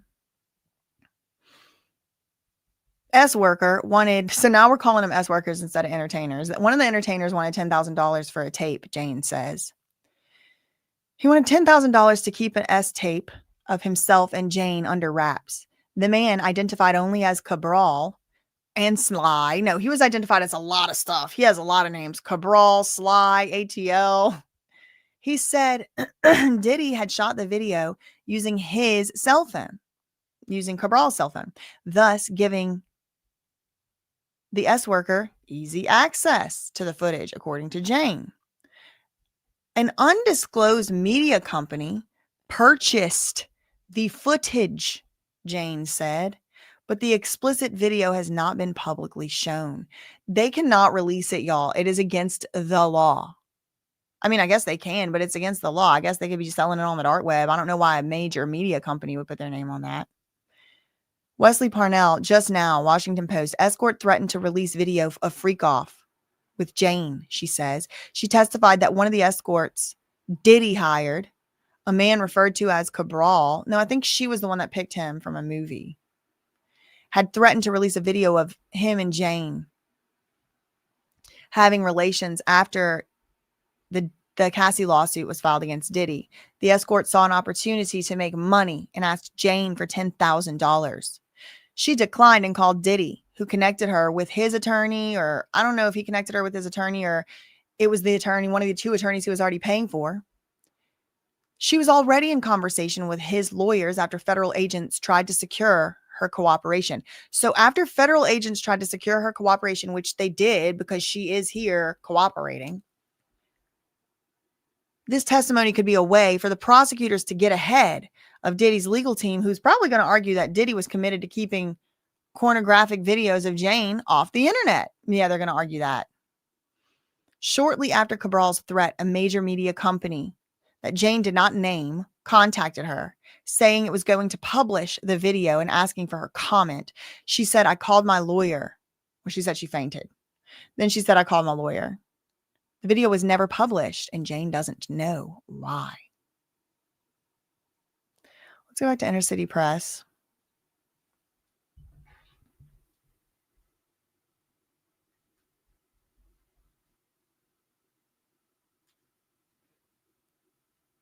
Jurors, take a break. Miss Comey, can I get a proffer as to relevance?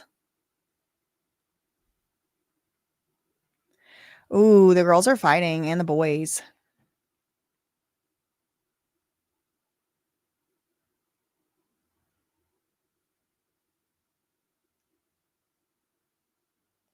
Whoa, they're fighting. Okay, so they had a long sidebar, and then the judge is like, okay, jurors, you can take a break.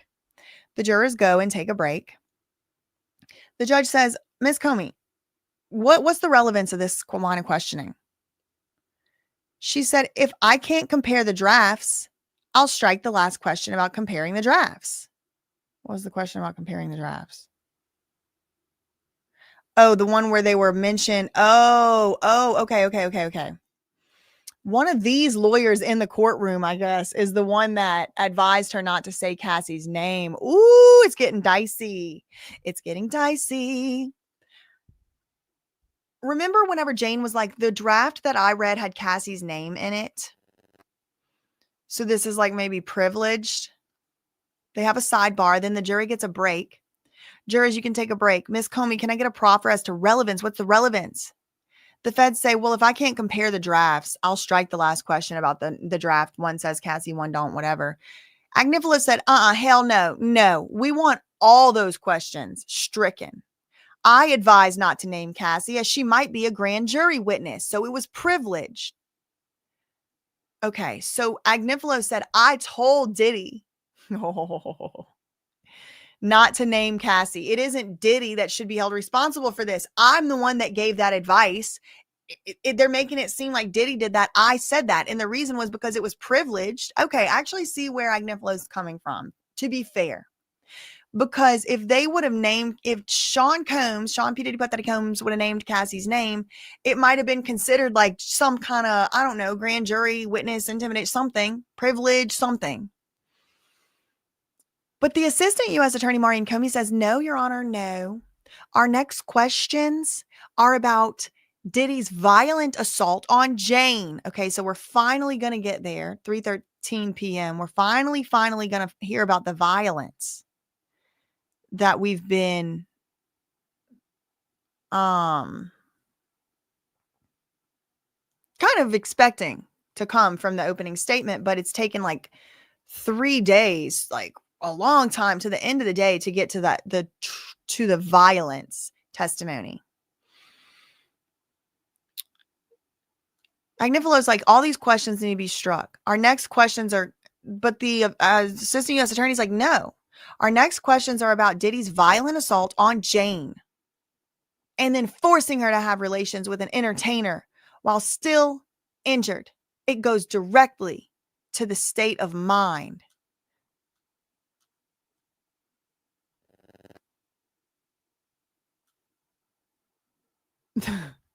It's not even the climax yet. No, the climax they're keeping to the very end on this one.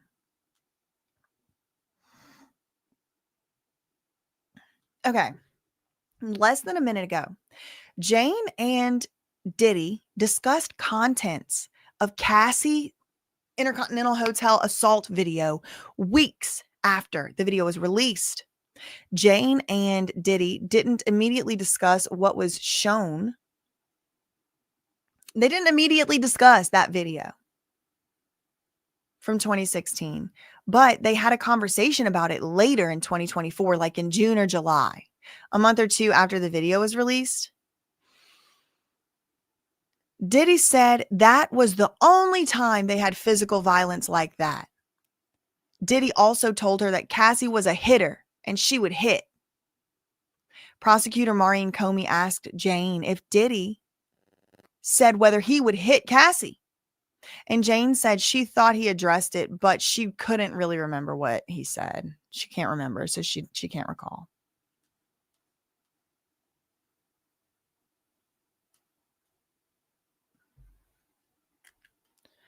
Let's go back to Inner City Press.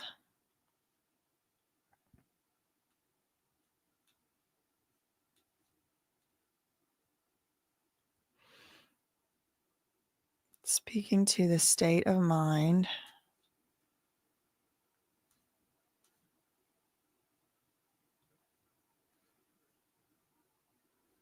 Chanel, yeah, y'all. I think this is the grand crescendo. I think that these accounts are right. There it is. They was just setting it up. He didn't mean that apology when he was still beating women. Yeah, this is a very valuable witness. Wow. Wow. Well played, Maureen Comey and team. This was masterful. This requires a level of patience I don't have. This requires real patience. Like, I think they're gonna do it. I think they're gonna be able to prove this with this, even with this witness, even with her issues. But again, and I'm not saying her issues in a bad way. I mean the issues that are testimony, the issues that are gonna come up, the issues we've discussed that on cross-examination is gonna be hard to overcome. Things like that. The jury's on a bathroom break right now, so I'm gonna take a bite of my granola bar real quick, if you don't mind.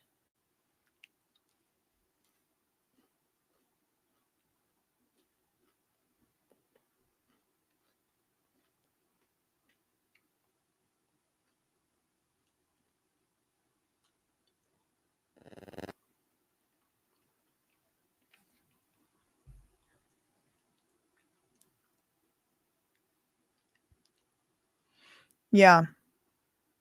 Oh, I was eating. I thought I muted. Sorry. ASMR. Y'all are saying, wow, I agree. That's why they are trying to get that testimony stricken. 100% facts. Look, y'all, I say it. I've always said it. I'm saying it again. I reserve the right to change my mind. I'm not stuck in my ways. I'm not stuck in my thoughts about almost anything. Certain things, I mean, I don't think I could change my mind. But she threatened to, okay, wait. This right here, it's masterful. And I have my thoughts on Maureen. I surely do. But you got to give the credit where it's due. And, it's everybody that's on this team. It was like really, really lining them pins up for a long time. Chess 101. They just flipped her. That's why she's here. She's the star. As the World Turns. Amazing work. Oh, Simone. Attorney Simone. Okay, thank you, Peggy. Simone is actually saying that Cassie might be a witness for KK's grand jury. Thus privileged. Slam dunk. A galactic Barbie doll. I'm wondering if we're going to find out. We been knew that apology was BS. Wouldn't be surprised if Diddy was just paid Sly to threaten, somebody said. Love all the animal rescuers in the chat. Yep, shout out to y'all. Only snacks are allowed during sidebars. This requires a level of patience I don't have, but it's like nice. Oh, shout out to Mims in the chat. I need some penicillin. Just being in the courtroom with Diddy. I'm telling you, it's like you need a sage. You need, prayers of protection. You need all of that. How is it not illegal for this media company to purchase that video? I do not know. Maybe they're like working with the feds or something. Tequila said I cannot even count how many times my jaw has dropped. Shout out to Mims. Ooh, Lord, send prayers to Mims, y'all. That's our cousin over there trying to be in the courtroom with Diddy with all his demons. Y'all know he has legions. Sage on deck. Y'all do all that. Y'all do all that cleansing. Send some light and love over there, some prayers, protection to Mims and all the YouTube content creators, everybody in there with, a pure heart and stuff. Send some just prayers, because y'all, I oof. Even reading these tweets, sometimes I get a little like, can't imagine being in the room with this vessel for Satan himself, in my opinion. Okay, this is the most recent tweet 13 minutes ago. They got an update on NBC. Where is it? Oh, pin. 1 minute ago, Diddy claimed hotel incident was the only time he assaulted Cassie, Jane says. Oh, they delete it. Let's go to Washington Post. NBC deletes stuff and edits it and puts it back up. We got an update from The Independent 1 minute ago.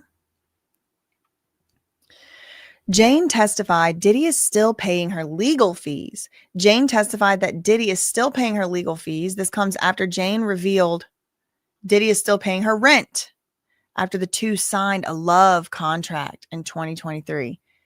Shh, that is something. That is something. He is paying her legal fees for her to sit up here and do this. That is crazy. It's just like kind of mind-blowing is what I mean by it. Like, you wouldn't think of it like that. I wouldn't speak for myself. Let's see if Inner City Press, he might just like took it as like, okay, go on a break. Maybe they're not saying anything else, or maybe they went back to the robing room. Out of the public view yet again. Yeah, finally they're talking about the video.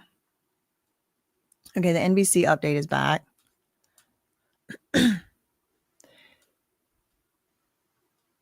Diddy invited Jane to a huddle he convened last year to address the fallout from CNN's release of the 2016 Intercontinental Hotel video in which Diddy was seen assaulting Cassie. Jane told the court that Diddy was attempting to come up with a response. Jane told the court Diddy was trying to come up with a response, at one point denying the video, but eventually posting an apology video to social media. This is news from NBC. Diddy denied the video for a time, and then he realized he just couldn't deny it. So he tried to say the video was fake. Jane told the court that Diddy was attempting to come up with a response. At one point, he denied the video. Oh, they deleted it again. But then later, he decided to just come up with an apology video instead, because their legal argument would just then be, he's just a domestic abuser. He's not a RICO conspirator.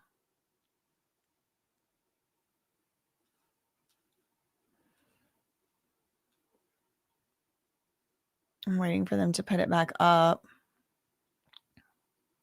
Let's go Fox News. Diddy's ex cries while reading text message to rapper, meaning Diddy, about wanting to unalive herself.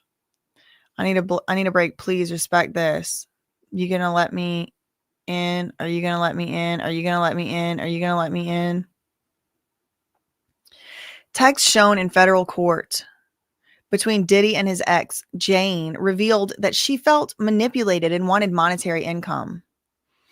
The rapper allegedly texted Jane back, F you. And Jane told Diddy, you're the only opportunist.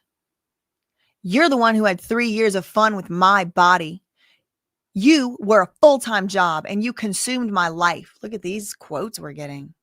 Diddy allegedly texted back that he was blocking Jane's number and also calling the police. What?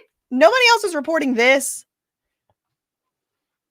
Diddy said, I'm calling the cops on you, Jane.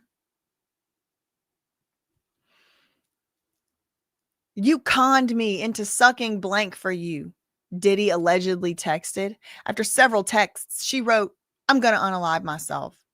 While on the stand, she broke down in tears and continued reading the messages. She allegedly wrote, I just want to unalive, disalive. She said she was evil and dark. She became possessed by the Legion. I'm telling y'all think I'm joking. Y'all think it's all a joke. In fact, it's opinions. 4 minutes ago, Jane started OF account to be independent again. Is she managed by Creators Inc. is what I want to know. Ex-girlfriend sought income from an adult subscription site, she claimed, testifying under a pseudonym. Because the defense is gonna ask this too. They're gonna try and make her look, like a S worker. That's what they need it to look like, and like a knowing, willing participant. That's what their argument is. She testified she joined OF in January 2024 while she and Diddy were on a break. And remember, she wanted to do OF while they were in the relationship too, but he told her no. She joined the site. She told the court that she posed in lingerie and implied nudity on her page. She joined the site to be independent again and reclaim her confidence. Diddy, well, you can't do it over there. That's not going to give you confidence. And if it does, it won't last. It's going to actually hurt your confidence, because I've heard the horror stories. Anyway, who am I to judge? Don't take my advice. Y'all live your life. Diddy was allegedly not happy about Jane's online pursuit because she didn't ask permission to join, but she claims he accepted her choice. It was a way to be independent again. Okay. So got a new update from NBC. Oh, it's the same one. Let's finish it. Jane told the court after this huddle, Diddy was attempting to come up with a response. At one point, he denied the video, but eventually he posted an apology video to social media. And later, when she and Diddy spoke about the video, Jane said he told her that it was the only time that he had done that and enacted physical violence on Cassie. He also told Jane that Cassie was a hitter. And when asked if Diddy told... Okay, so then she couldn't recall the answer, because she said when asked if Diddy told Jane he would hit Cassie back, he wouldn't. She can't remember if he admitted to hitting Cassie or not.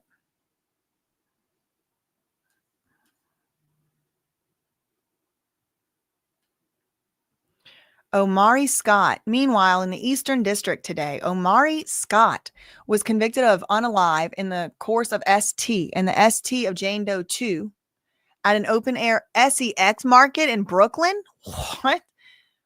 Faces a mandatory minimum term of 15 years and up to life in prison. What is this Omari Scott? He convicted of murder in the course of ST and STing of Jane Doe 2 at an open air SEX market in Brooklyn. What? Whomst? I mean, if inner city press wasn't reporting it, who would? Okay, they're back. I can play the video again, Your Honor, to avoid any privilege issues. Judge says, okay. That's fine, no worries. Video is played again. Diddy says, I was effed up. I hit rock bottom. I sought out professional help. I'm going to therapy. I'm going to rehab.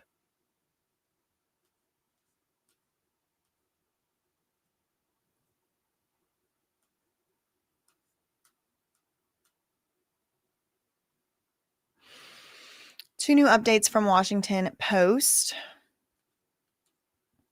5 minutes ago, Anne Brannigan. Jane was with Diddy the day CNN published the leaked hotel footage of him assaulting Cassie at a Los Angeles hotel in 2016, and even reviewed a final draft of his apology before he posted it to Instagram.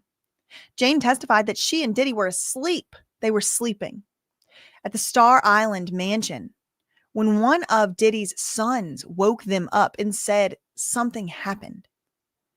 It was just a very eerie day, she recalled. I just remember that Diddy was just huddled with his team and his family the next day. Was the team Robin there? Was Robin there? I want to know. The next day, Diddy showed her a final draft of that statement. Jane said that version was different from the video that Diddy eventually did post. It emerged later It emerged in later testimony, but then Mark Agnifilo took the rap for that and said, I told Diddy to not say Cassie's name because she might have been a KK witness in the grand jury. 5 minutes ago, lead counsel Mark Agnifilo has objected to Assistant U.S. Attorney Maureen Comey's line of questioning regarding an earlier draft of an apology that Diddy issued. Hold on.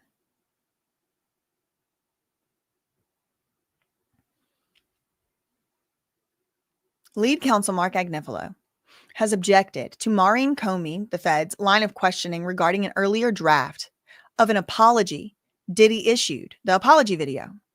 Mark Agnifilo doesn't want no earlier draft mention. After the footage was issued of him assaulting Cassie. Before the jury was excused for its mid-afternoon break, Jane, a witness, said she hadn't felt the Instagram apology video was sincere compared to the one she had seen earlier. So she already saw another video. Agnifilo was adamant that he felt the questioning was completely inappropriate and misleading, adding that it was his decision to strike the direct apology to Cassie. The direct apology to Cassie was struck because of Mark Agnifilo, and Mark Agnifilo said so in court today, according to Washington Post. This was a decision by a lawyer not to name a grand jury witness, Agnifilo said. The jury will be instructed to disregard Jane's comments about the apology video, which was played in court Monday afternoon. They're not going to be able to disregard that.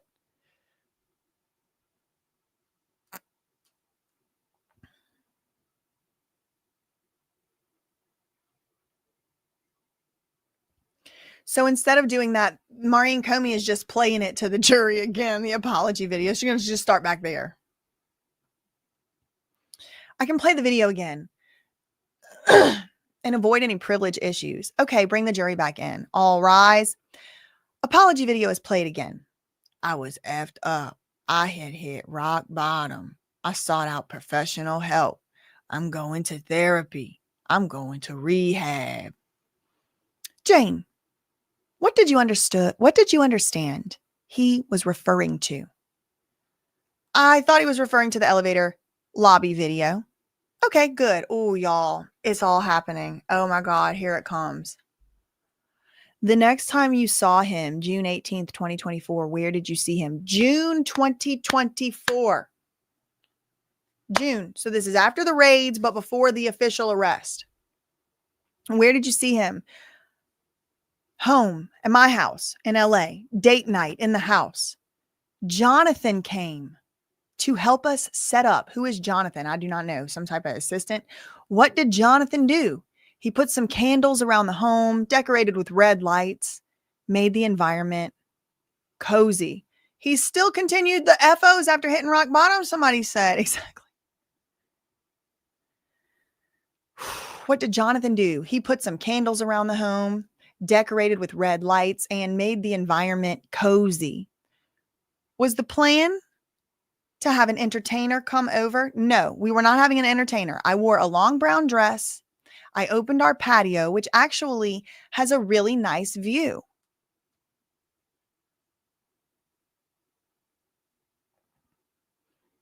Okay, y'all. So he had already hit rock bottom.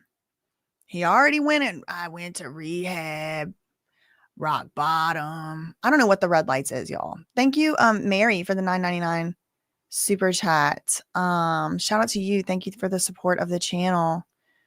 I used to feel like Diddy's women that were in relationships when they were right, but not just Diddy with other. Yeah, totally. Thank you, Adam Freemason. There's something to be said about that. Thanks so much, Virginia. Shout out to you being a member for 8 months. Appreciate your hard work. I'm in my second year of law school. Shout out to you, 2L. Much easier than 1L, don't you think? But it is still pretty hard. It's very busy because you're like in all those clubs and stuff. In your second year of law school, you're an inspiration for justice. Thank you, Virginia. Thank you.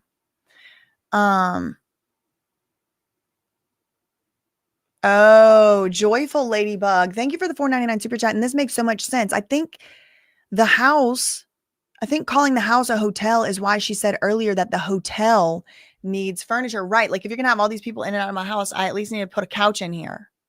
I see what you mean. Thank you for the $4.99 super chat. Okay.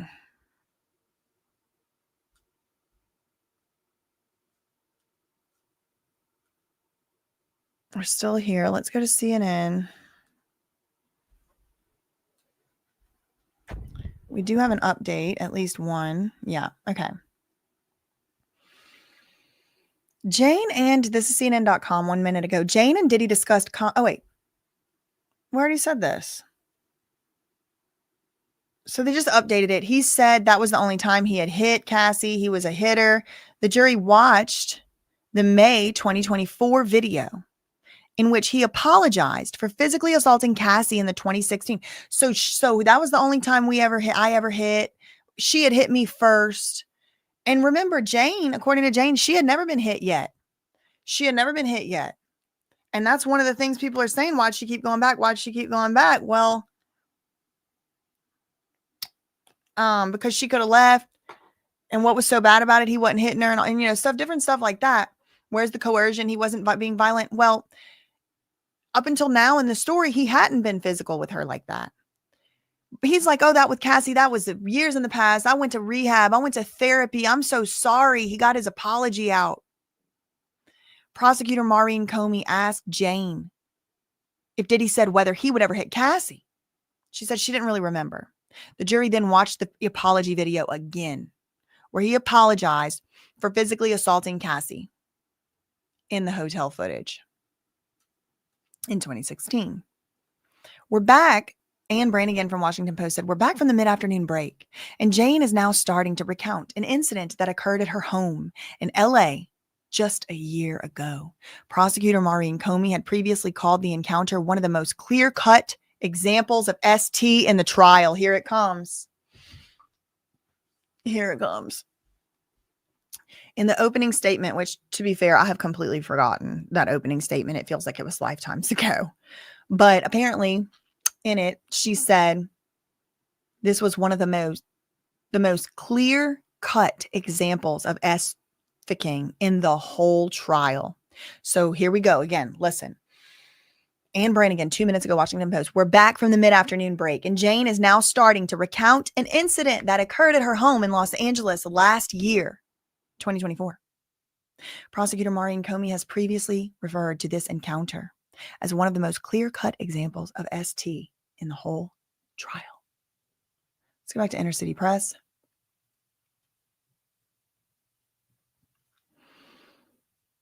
All right, here we go, y'all. Here we go. What did Jonathan do? He put up some candles around the home, decorated with red lights to make the environment cozy. Was the plan to have an entertainer? No. I just was wearing a long brown dress, and I opened up our patio, which actually has a really nice view. Did you two get into an argument? Yes, we did. We had champagne and some tequila. I started confronting him about who he was with on his family trip to Utah. Oh my gosh. What did you say to Diddy? I said, you are a PDF file. He was 25 years or more older than this person. Oh my God, that pissed him off. That made him mad, y'all. Did you and Diddy get into so she's there. They're not supposed to have entertainment. They just supposed to be just them two having a date night. Just them two.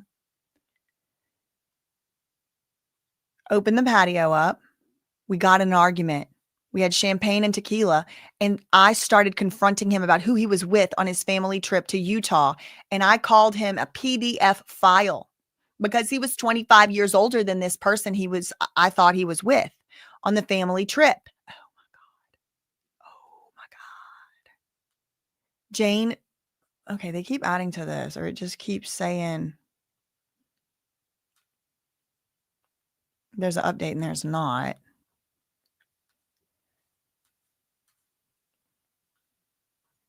Oh my gosh, y'all. This has been an exercise in patience. This witness. Okay. We got NBC News glitching AF. All right.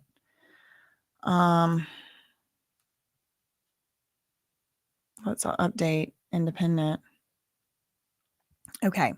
13 minutes ago on the independent.com, Jane recounts day Intercontinental Hotel assault video came out. Wait, did I already read this? Jane recalled Diddy's son coming into the room to tell his dad something happened. She gave him and the family space to deal with the video. They didn't talk about the video for several weeks after its public release in the spring of 2024. And he said that was the only time he had physically assaulted Cassie.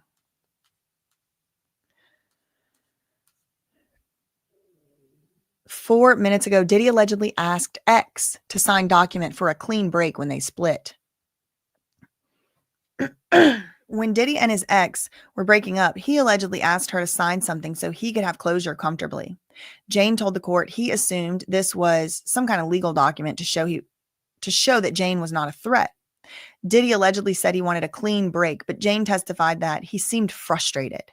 Maureen Comey, with the United States Attorney's Office, asked Jane how she ended up in debt when she was dating a millionaire. She claimed she wasn't working and she took on a credit card loans to make the house cozy for them, and they were using it for the freak-offs.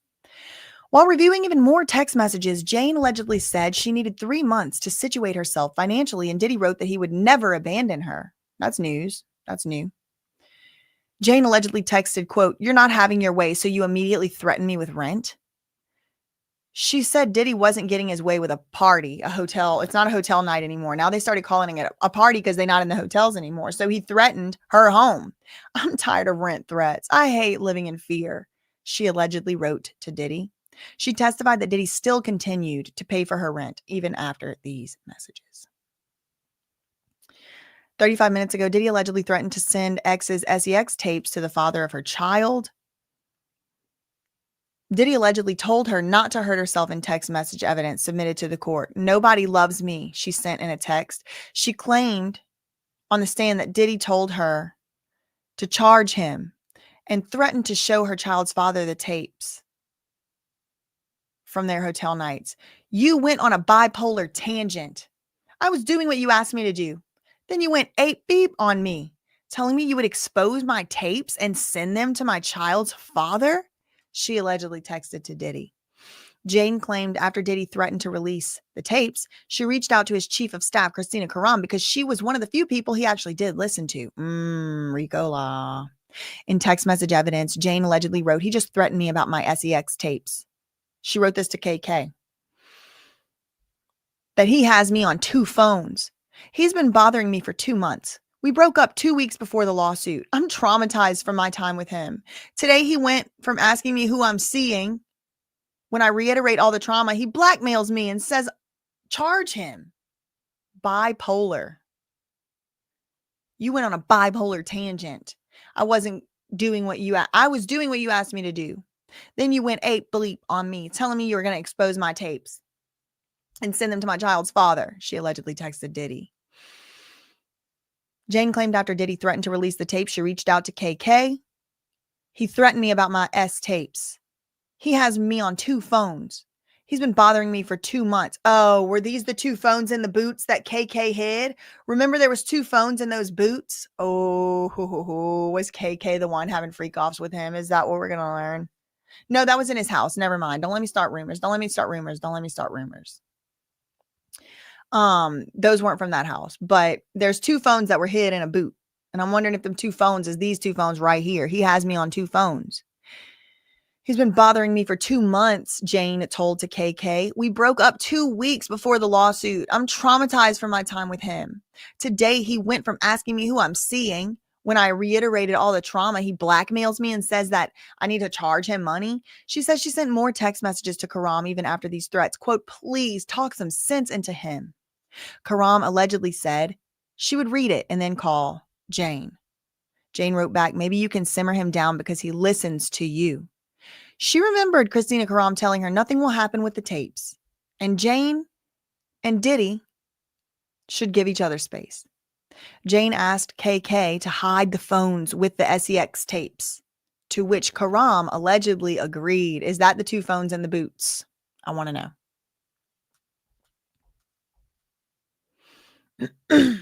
Okay. We have some more tweets. Oh.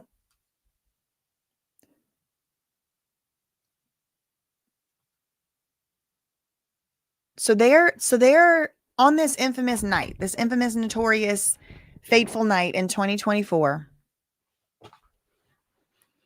June 18th, 2024. Where did you see him? Home in LA. This is like a year ago. Saw him at my home in LA. Date night at the house.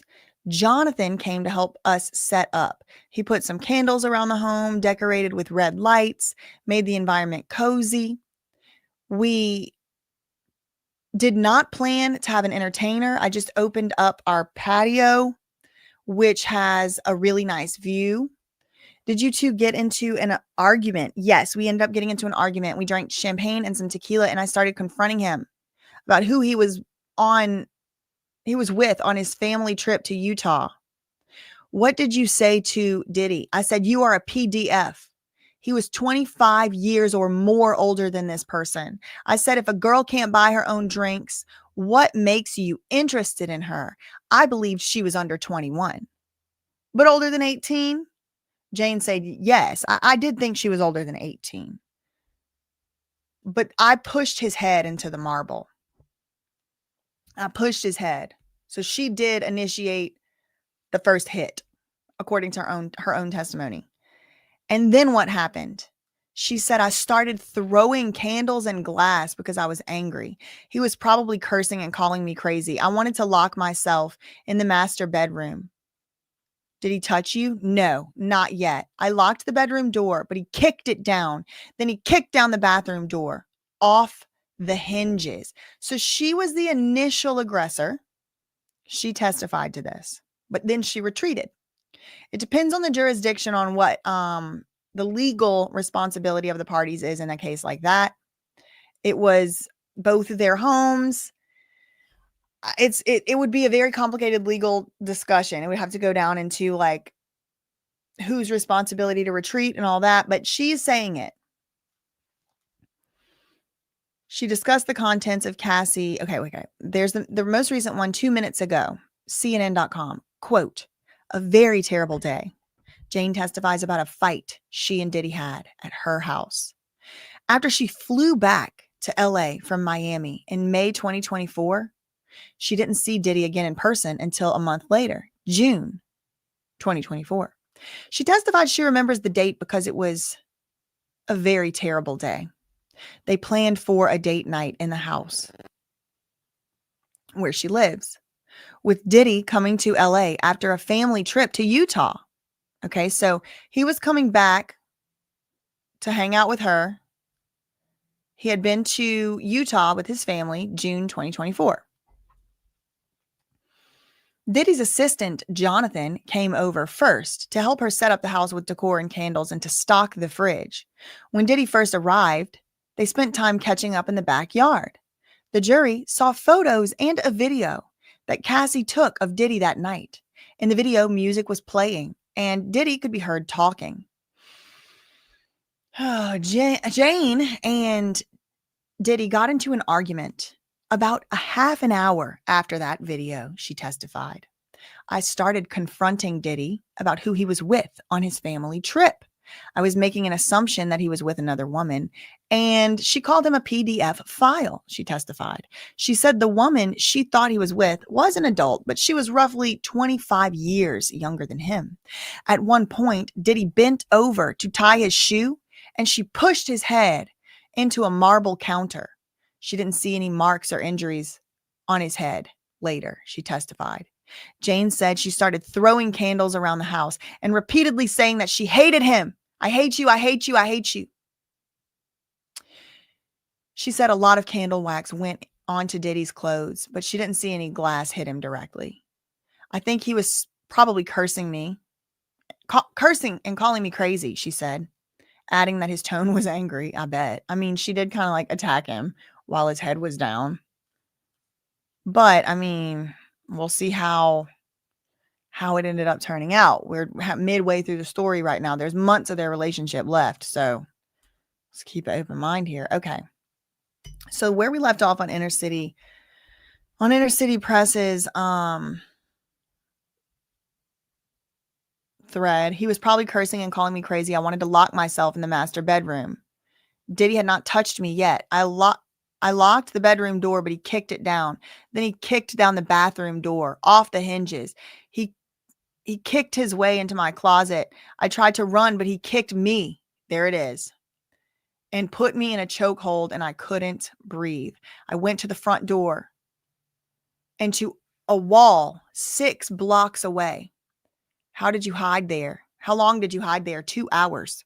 Then I went back and I saw Diddy. Okay, so she hid behind a wall 2 hours. This is starting to sound like Mia or Capricorn or whoever it was testifying, like running away from Diddy, running with Cassie, hiding in the bushes, hiding under some stairs. It's kind of giving that now. The difference here is that she did, maybe she was thinking about it so much, like Cassie was aggressively hitting Diddy, and then that's what made him hit her. I don't know what would have put it into her mind to aggressively hit him all of a sudden after seeing that hotel footage. I really don't know. I'm not trying to imply anything. I'm curious, genuinely. 39 seconds ago, Diddy's ex claims male escort tried to extort them and had a 35-minute long SEX tape. Jane testified Monday in Diddy's federal trial that a male escort once attempted to extort them with a video from one of their hotel nights. Diddy's ex-girlfriend claimed earlier in her testimony that she had relations with this Sly character at the Trump International Hotel in New York, September 2023. Allegedly, this entertainer had a 35-minute recorded video of them having relations on a hotel night and threatened to release it. Diddy allegedly recorded the night on Cabral's phone. Jane told the court that her heart was beating out of her chest. The S worker allegedly demanded $10,000 for the video. She called Diddy and told him this guy was trying to extort them, but they did not send the money, Jane testified. She allegedly told him she had acquired legal representation and what he was doing was sextortion, and they would have no further contact. Jane claimed on the stand that a media company reached out saying they had bought the tape.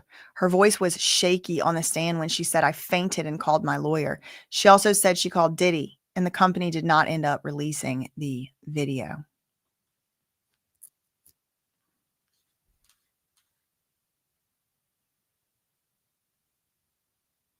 All right, so just to recap where we were with Inner City Press. She admits and testifies she assaults Diddy and throws things around and breaks things and then runs away to the master bedroom. Diddy had not hit her or anything at that point. She locked herself in the bedroom, but Diddy kicked it down. She ran into the bathroom to lock herself in there, and he kicked the door off the hinges. He kicked his way eventually into the closet. She tried to run, but Diddy kicked her, put her in a chokehold, and she could not breathe. She went to the front door, ran away to a wall 6 blocks away. I hid there for 2 hours, but then that was her house he was in. So she had to go back over there.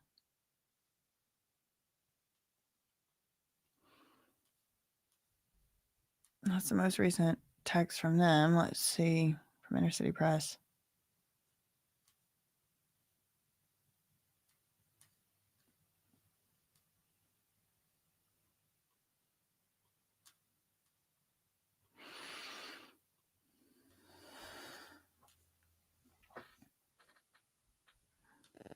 Just updating some of these.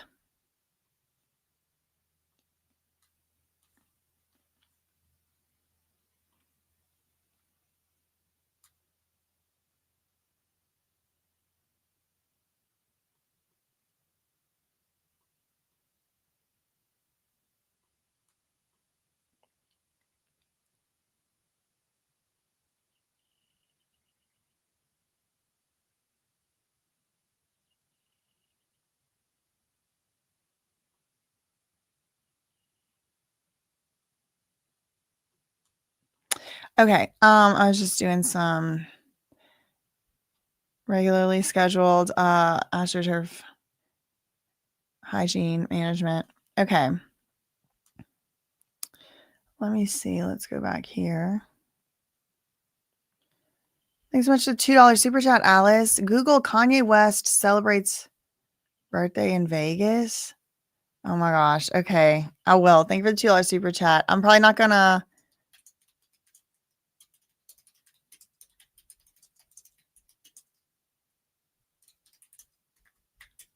Read it on here. A rapper. Oh, I see. Interesting. Oh man, not the 29th. Oh girl, I'm gonna have to go back and look at that. Thank you so much for that tip. Thank you for the $2 super chat. Deborah, thank you for the £5 super chat. Deborah says, I'm pretty sure they're going for KK and TriStar, and they're allegedly opening up Biggie's case. Diddy's going to be catching more too. Ooh, those are some powerful allegations and thoughts. We'll have to see. Thank you for the £5. Thank you for the £10, Susan Mill. Thanks for all your hard work. Donate breaks. We appreciate you. Thank you, thank you, thank you. Tom, thank you for the £2. Puff, be a bad witness by now and will make things worse. He might be a bad witness. It might be the case. Thank you for the £2 super chat. Let's go. Oh, CNN has a new update.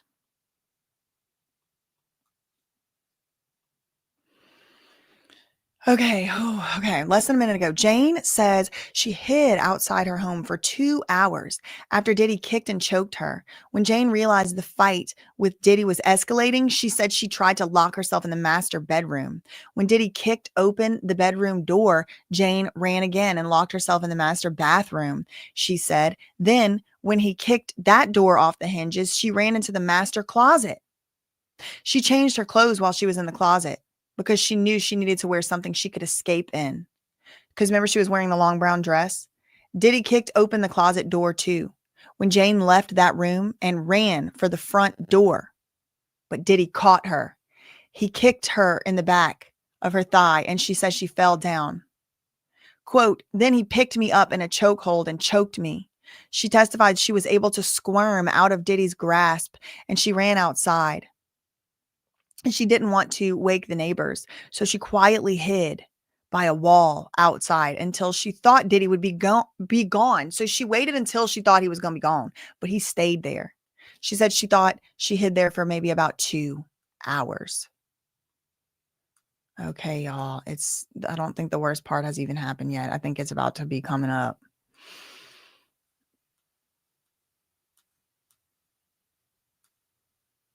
Diddy. Okay, so the last thing we heard from Inner City Press's thread, he kicked his way into the closet. I tried to run, but he kicked me. He put me in a chokehold and I couldn't breathe. I went to the front door and to a wall 6 blocks away.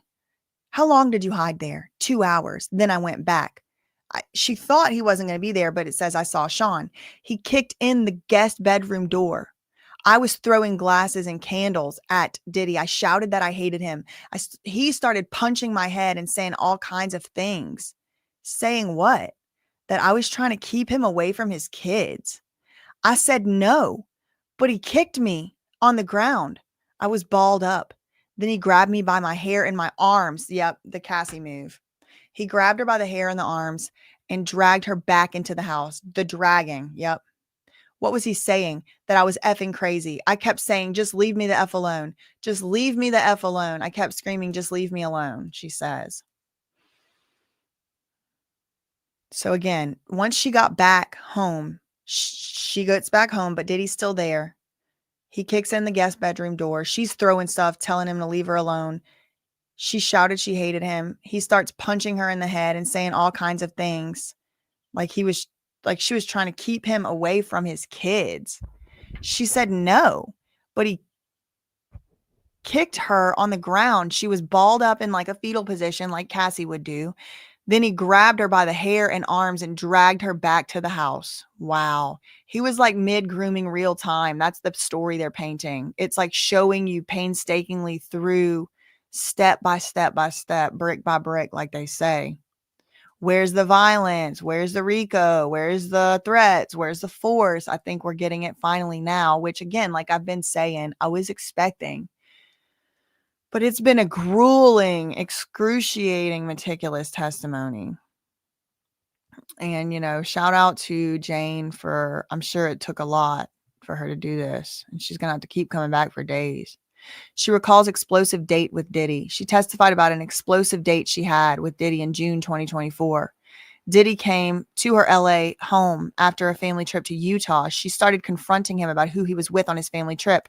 I was making an assumption he was with another woman. I called him a PDF. He bent down. I pushed his, we already read this. That was only, okay. I guess we read that already. Okay. Let's go back to Inner City Press.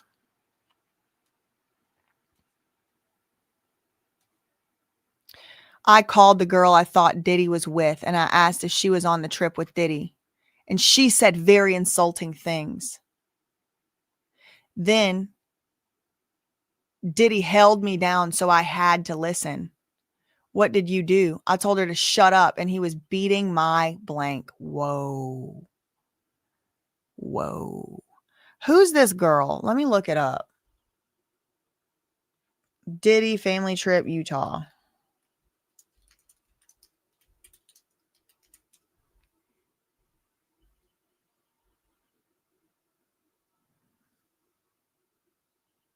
The Shade Room.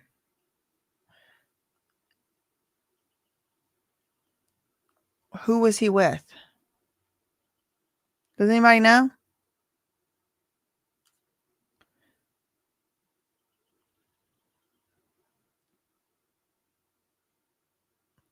Diddy's son Quincy has a vlog of the family vacation vacay. Okay, I'll have to look it up. I don't know who it is. He was like a puma. It's Gina. Oh. Okay, I see. Okay, so people are saying it's either Gina or Lori Harvey, who I don't know who that is. Hopefully no relation to Steve Harvey. Okay. So let's reorient ourselves here with the Inner City Press thread, because this is really, oh man, this is a lot going on. Hold on. Let me make my way back to the main page.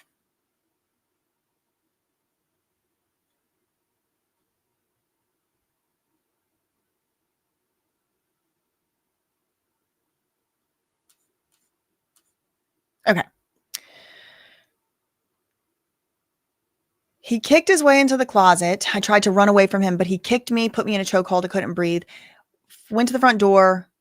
Oh, here. Went to the front door into a wall 6 blocks away. How long did you hide there? 2 hours. Then I came back. When I came back, he kept going. He was still doing it. He kicked the guest bedroom door in. I was throwing glasses to get him to leave me alone and candles. I shouted that I hated him. He started punching my head and saying all kinds of crazy things like I was trying to keep him away from his kids. I said, no, I wasn't, but he still kept kicking me on the ground. I was balled up. He grabbed my hair, my arms, dragged me back to the house. He was saying I was effing crazy. And I just kept saying, leave me the F alone. I called that girl, the young girl that I thought that Diddy was with, and asked her if she was on that trip with Diddy. And she said very insulting things to me. And Diddy held me down and forced me to listen to what she said. And then what did you do? I told her to shut up and that he was beating my ass. And then Diddy hung up. He told Jonathan to tell me he wasn't with no girl on a family trip. After the FaceTime with the girl, then what? I went to the shower to cool off. Who was with you? Diddy. And I saw a black eye starting to form. Oh my gosh, it's going to get worse from here, y'all. It's going to get worse. This is going to get worse. They saved the crescendo for last on this one. Like they've almost like exhausted like the jury and us and everybody just to kind of put you in the mindset of how exhausted she kind of had to be. It's really, I got to give it to them. It's been masterful to watch this unfold. We already read that. Let's go to this one.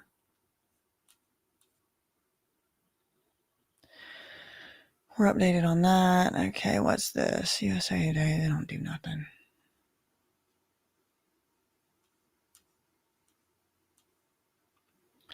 How were you in the shower? Naked. Diddy had his clothes on. He was in his pants. He slapped me. Oh my God, I'm getting like scalp chills. I fell to the ground of the shower. I was exhausted. I just sat there. And then Diddy said, just put some ice on it and put an outfit on. He said after she'd been hiding in the bushes by a wall, presumably at nighttime. I don't know if it was nighttime or not. Then she gets back to her house where she lives. He beats her up, I guess, again. She had a black eye starting to form. And Diddy calls the girl that she was allegedly that Diddy was allegedly in Utah with. And this girl cusses out Jane. And Jane's like being held down by Diddy, she says. She's testifying that she's being held down by Diddy and forced to listen to this girl saying mean stuff about her. People are speculating maybe that's Gina, maybe that's Lori, Harley, Harvey, whoever that is. After the forced FaceTime, then what happened? She said, I went into the shower to cool off. Who was with you? Diddy. And I saw a black eye starting to form. I didn't have no clothes on in the shower, but Diddy had his pants on and he slapped me. I fell to the ground of the shower. I was just so exhausted. I just sat there. Diddy said, just put some ice on it and put an outfit on.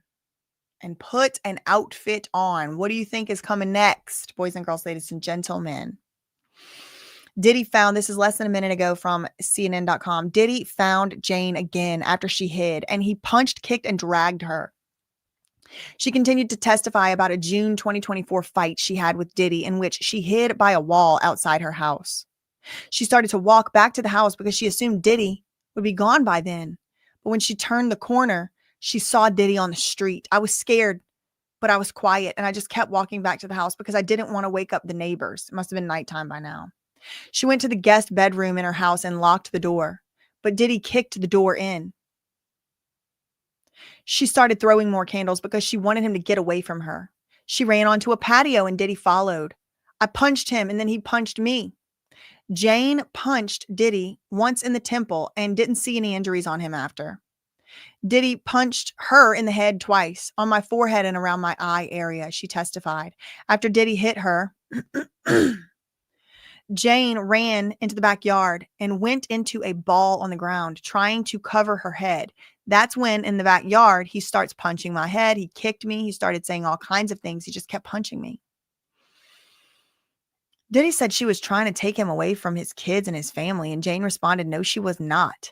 And she told him to leave her alone. He grabs me by my arm and my hair, and he just starts dragging me back into the house.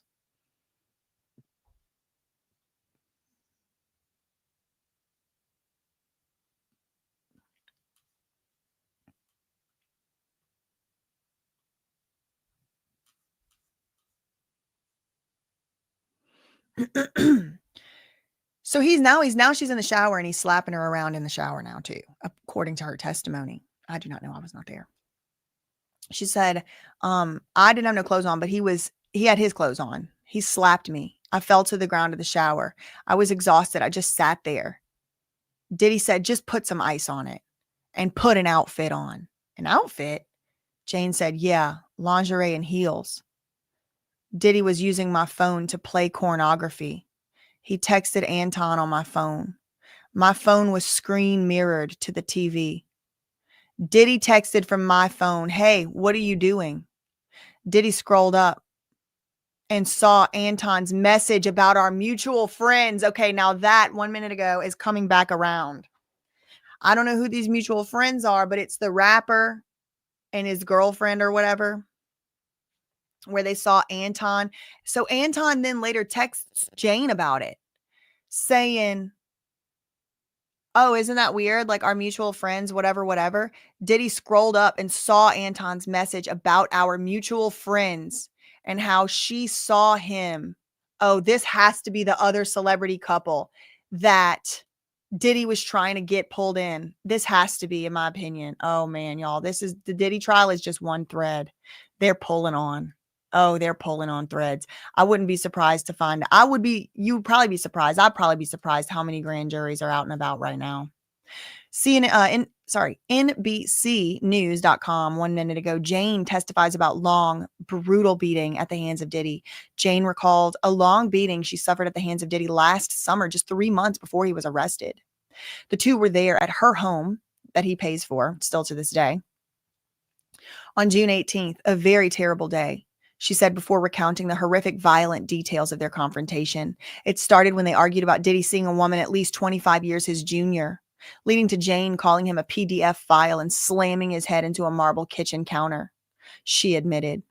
That's when Diddy flew into a rage, with him kicking in doors to her master bedroom and then the closet where Jane was trying to hide. As she fled, Diddy kicked her in the back of the thigh, bringing her down so he could start to choke her.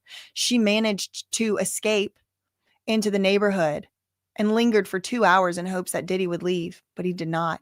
She ended up back at the house in the backyard where she curled into a ball protecting her head, and Diddy kicked and punched her in the backyard. Then they go inside in the shower. He beats her up in there and tells her to put on an outfit, according to her testimony. Diddy's family friends crafted his apology after release of Cassie hotel attack video. X testifies. On a trip to Miami in May 2024, Diddy's ex-girlfriend Jane testified she was at his home when she saw a video of Diddy assaulting Cassie at the Intercontinental. One of Diddy's sons allegedly said something happened. Jane claimed Diddy spent the day with his family and friends and invited her to a huddle where she remembered them trying to come up with a form of a sincere apology regarding the video. She told the court that she never heard Diddy deny he was the one in the video assaulting Cassie. But she did, I guess, say he tried to deny that it was real. Jane testified that Diddy showed her a final draft of what he would say, and she understood he would post it on social media. She said she thought the message was heartfelt. It's so difficult to reflect on the darkest times of your life. Sometimes you got to do that. I was effed up. I hit rock bottom, but I make no excuses. My behavior on that video is inexcusable, Diddy said in a self-recorded message posted on Instagram. Posted on Instagram May 19th. I take full responsibility for my actions in that video. I'm disgusted. I was disgusted when I did it, and I'm disgusted now. Jane claimed they eventually talked about the video months later, next month or 2 months later, June or July 2024. Diddy allegedly told her that was the only time he and Cassie had physical violence, and Diddy allegedly told Jane that Cassie was a hitter.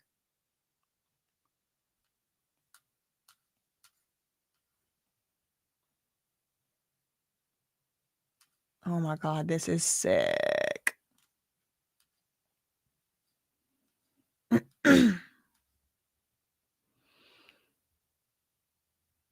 Okay, so she just got slapped around in the shower after hiding in the neighborhood and creeping back into her own house.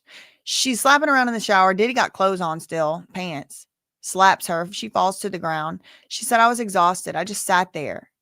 Diddy said, just put some ice on it and put an outfit on. Outfit? Yeah, he wanted me to put on lingerie and heels. He was using my phone to play pornography, and then he texted Anton on my phone. My phone was screen mirrored to the TV, and Diddy texted, hey, what are you doing? Then he scrolled up and he saw Anton's message about our other mutual celebrity friends. Diddy asked me how the mutual friends were. I said, I didn't know. Why did you lie? Jane said, because we were on a break and I didn't think I needed to tell him all my business. Anton showed up. I moved my hair so that my injuries couldn't be seen. And I used makeup like Diddy told me to do to cover up the bruises.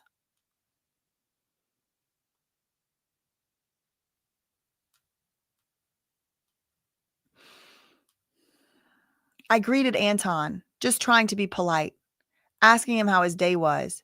Diddy was giving me this evil stare. Diddy said, I need to talk to you. We went into the guest bedroom. And then what happened there? Diddy said he wanted to know about the mutual friend. This is a rapper, another rapper, that she allegedly was over there to see the friend. She went over. It's unclear to me. Maybe we need the transcript reading on this. But she went over there to see the friend who was a rapper, and it was a platonic friend she was just friends with. but she thought the girlfriend was pretty. She ends up at the rappers. They went to a show and then they end up going to dinner or whatever. And then they end up at the rapper's hotel room. And there's like a public sex scene in the hotel room. Now, Jane says she wasn't involved in this romp. It was just this Anton guy and another woman. What woman? I don't know. Who was it? I don't know. She didn't name. Only person she named, and I'm wondering if Diddy's lawyers are going to bring this up. I need to talk to, so this is crazy. It's all happening so fast. It's wild how it's like, it's slow. And then like a bunch of stuff happens and then it's slow. Diddy slaps her around in the shower and tells her to put on lingerie and heels. Then Diddy starts mirroring to the TV pornography of them two and says, and he texts from her phone, from Jane's phone. He texts this Anton guy, this guy who was the one having the public sex in the rapper's hotel room. My phone was screen mirrored to the TV. Diddy texted Anton, hey, what you doing? Diddy scrolled up and saw Anton's message about our mutual friends. Diddy asked me how the mutual friends were, and I said I didn't know. We were on a break and I didn't feel like telling him the truth, and I didn't think I needed to say it. But then Anton showed up and I had like moved my hair to cover the black eye. This is right after she had just been beaten and hiding and every other thing else. She moved her hair so her injuries couldn't be seen and used makeup like Diddy told her to do. She greeted Anton and she tried to be polite when he got there because she was about to have to do the freak off. Asked him how his day was. Diddy was giving her an evil stare and said, I need to talk to you. We went into the guest bedroom where he had already busted the door down. What happened in there?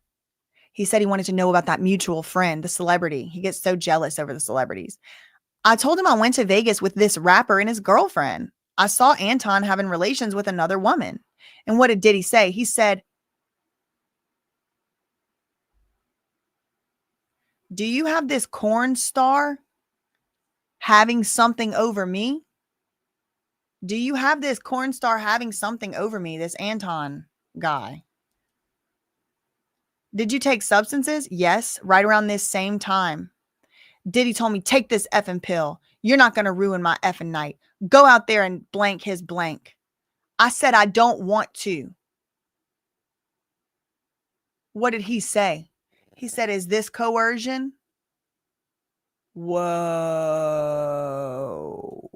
Whoa. Whoa. Y'all, this is like a couple months before he got arrested. I told him I went to Vegas with this rapper and his girlfriend and I saw Anton having relations with another woman. What did you say? Oh, sorry. What did Diddy say? He said, do you have this corn star having something over me? Did you take substances? Yes. Right around this time, Diddy told me, take this effing pill. You're not going to ruin my effing night. Go out there and blank his blank. I said, I don't want to. And what did Diddy say? Diddy said, oh, is this that coercion you were talking about? Is this coercion? He asked. Jane says Diddy held her down while another woman insulted her. This is CNN.com 4 minutes ago. Jane says after Diddy assaulted her, they went back to the master bedroom and she used Diddy's phone,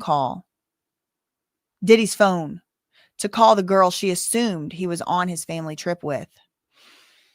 Jane said she asked the girl if she was on the trip and the girl started insulting her while the call was on speakerphone. Diddy was holding me down and forcing me to listen to her insults. Jane said she yelled out that Diddy was beating her and then he immediately hung up the phone.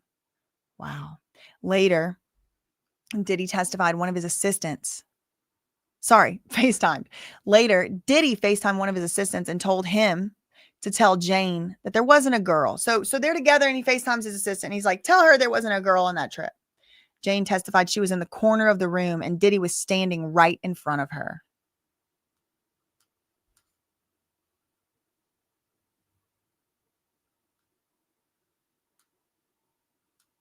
We have a new update from Washington Post. 7 minutes ago, Ann Brannigan.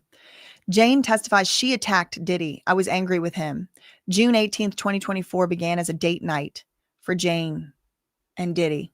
She testified Monday afternoon. The pair met up in Los Angeles at the home where Jane was living and where Diddy had been paying the rent. Diddy had just returned from a family trip in Utah, and Jane had prepared a romantic evening. There were no plans for an entertainer to come over, Jane said. The house was adorned with lit candles, and Jane and Diddy drank champagne and tequila as they caught up with each other. Diddy's assistant, Jonathan, had helped Jane set up red lights. Sean really liked red lights, Jane, who is testifying under a pseudonym, recalled. The night soured when Jane brought up a young woman she believed Diddy was dating. The woman was of legal age, but Diddy was 25 to 27 years older than the woman. And Jane called Diddy a PDF file. Jane snapped during the argument, she said, unleashing bottled up anger and resentment. She pushed Diddy's head on a marble countertop and started throwing candles everywhere. I was angry with him. It was a built-up mix of everything. She said she told Diddy she hated him over and over and over and over and over and over. She was just like, I hate you, I hate you, I hate you.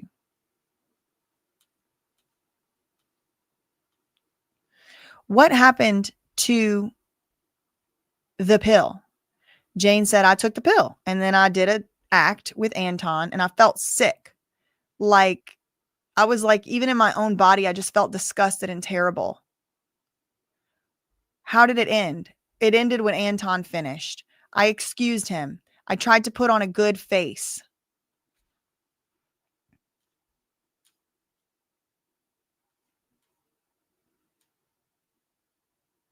Even with the pill, she was just disgusted.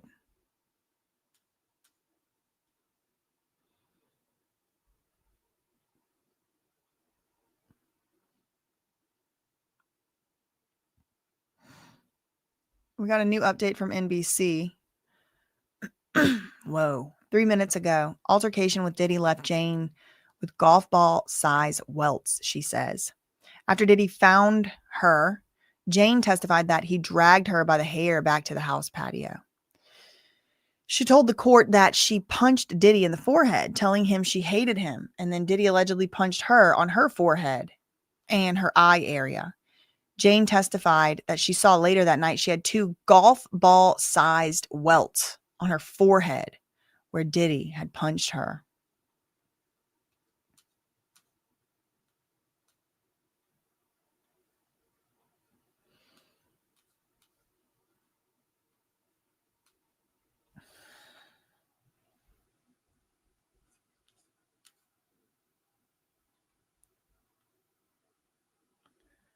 Waiting for some updates.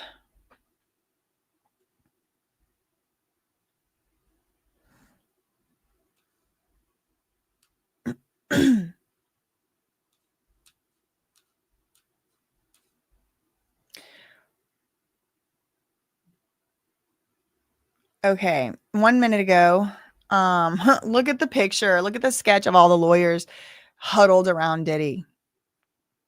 1 minute ago, Fox News, Diddy's defense claims there could be privilege issues with prosecution's line of questioning. Look at that. Oh, he's mad. Still mouth breathing. I like how they managed to capture that. Legal team requested a sidebar. Diddy's legal team requested a sidebar during the testimony today. The defense wanted to know the relevance of the line of questioning as there could be privilege issues. The government said they would strike the last question and also the answer about Diddy's apology video final draft to make sure they don't get into any potential privilege issues. Diddy's team requested all questions about the video be struck due to being inappropriate. But the prosecution noted there were no objections and added that they were about to get into an incident where Diddy assaulted Jane and then made her have relations with an escort. They claimed the video questions related to Diddy's state of mind. The government then agreed to respect the privilege issues and strike the questions, but admitted they will ask a few more. And then they went on a break.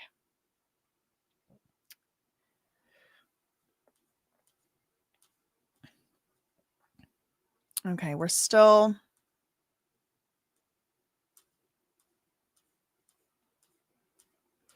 waiting for the next tweet. I performed relations on Anton. I felt sick. I was like, even in my own body, disgusted. I felt terrible. He finally finished. I excused him and I tried to put on a good face.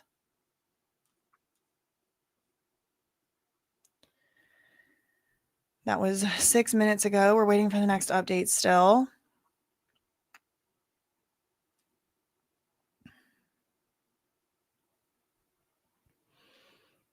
Diddy held her down. They put some more details here on this one.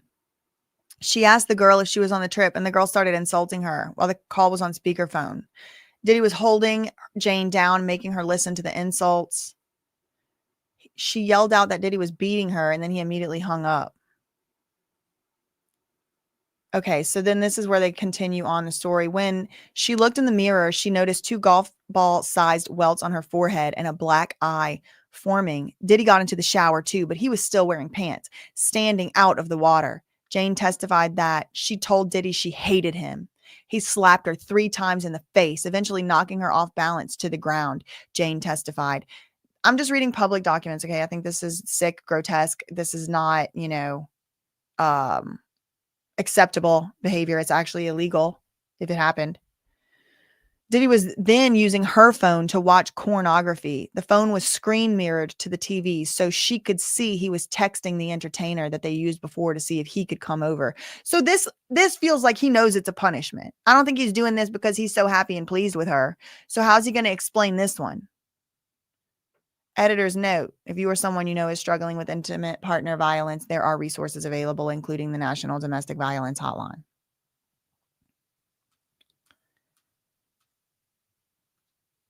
Okay, let's go back to Inner City Press. Diddy called me a WHORE, the gardening tool with the RE at the end. After he left, he sent his security with money to me for Anton. $10,000 or $12,000 in cash for Anton and the 4 damaged doors. What did you do with part of the money? I Ubered $3,000 or $4,000 to Anton.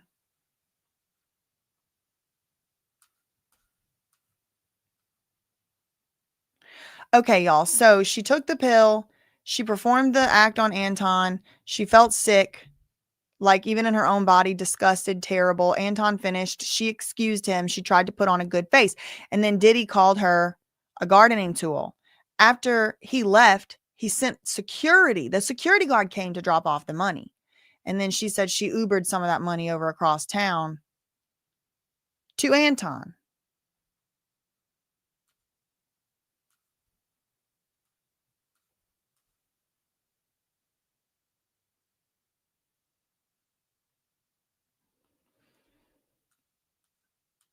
Yeah, no, this is probably the strongest and most recent case of the ST. Yeah, this is the headline right here. This is like what this is why I'm saying it, and they did put it succinctly in this headline. Quote, Combs forced Jane to take substances and have relations with another man after beating, she says. After an elongated beating, Jane says she and Diddy ended up back in her house where he forced her to take substances and have relations with another man as he watched. Diddy said, "Is this coercion?"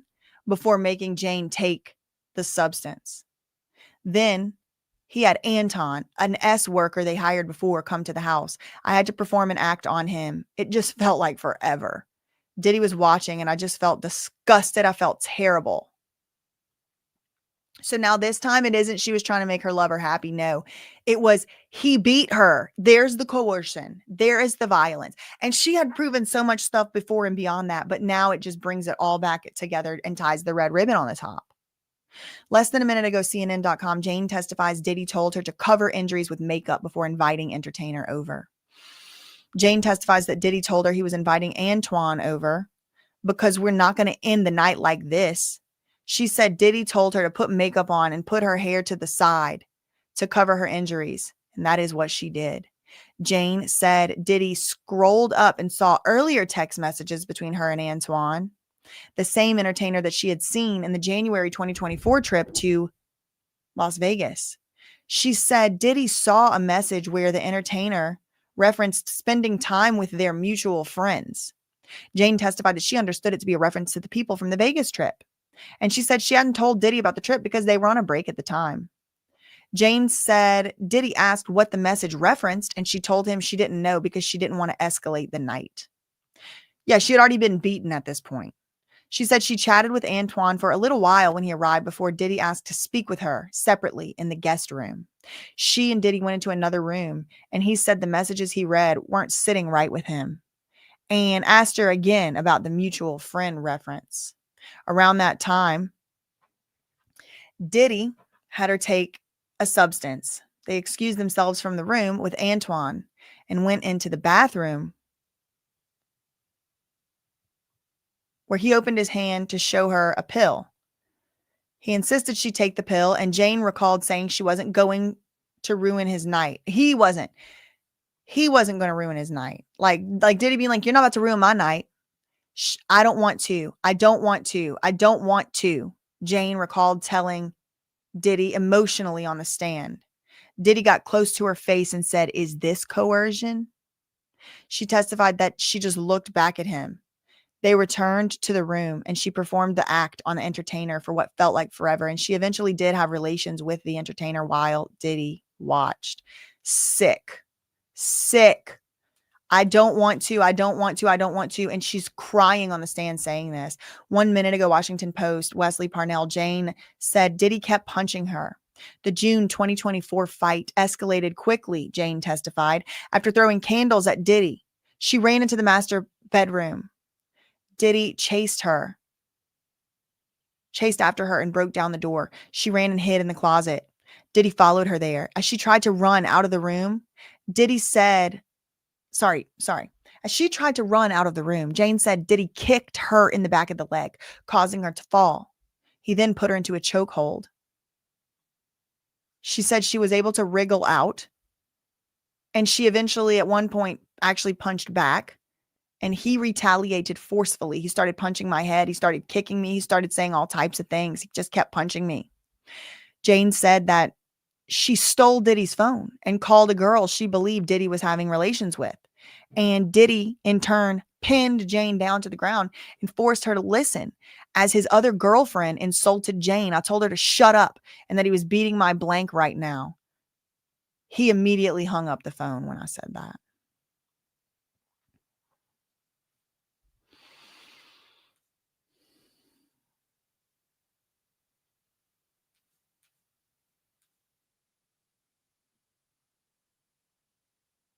And then Antoine left after the interaction. And then Diddy sent his security with money to drop off money. And she kept some and gave some to what's his name, Antoine.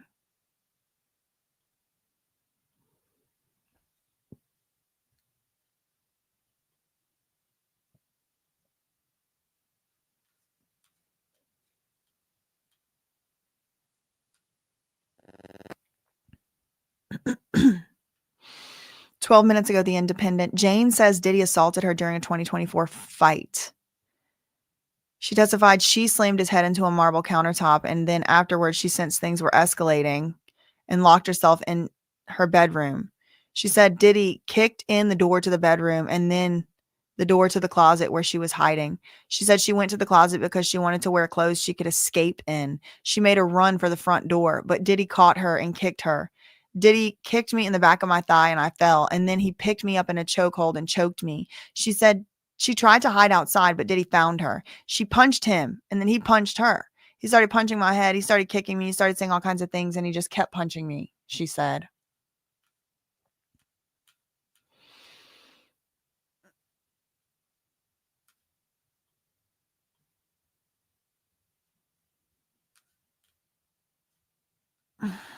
Waiting for an update.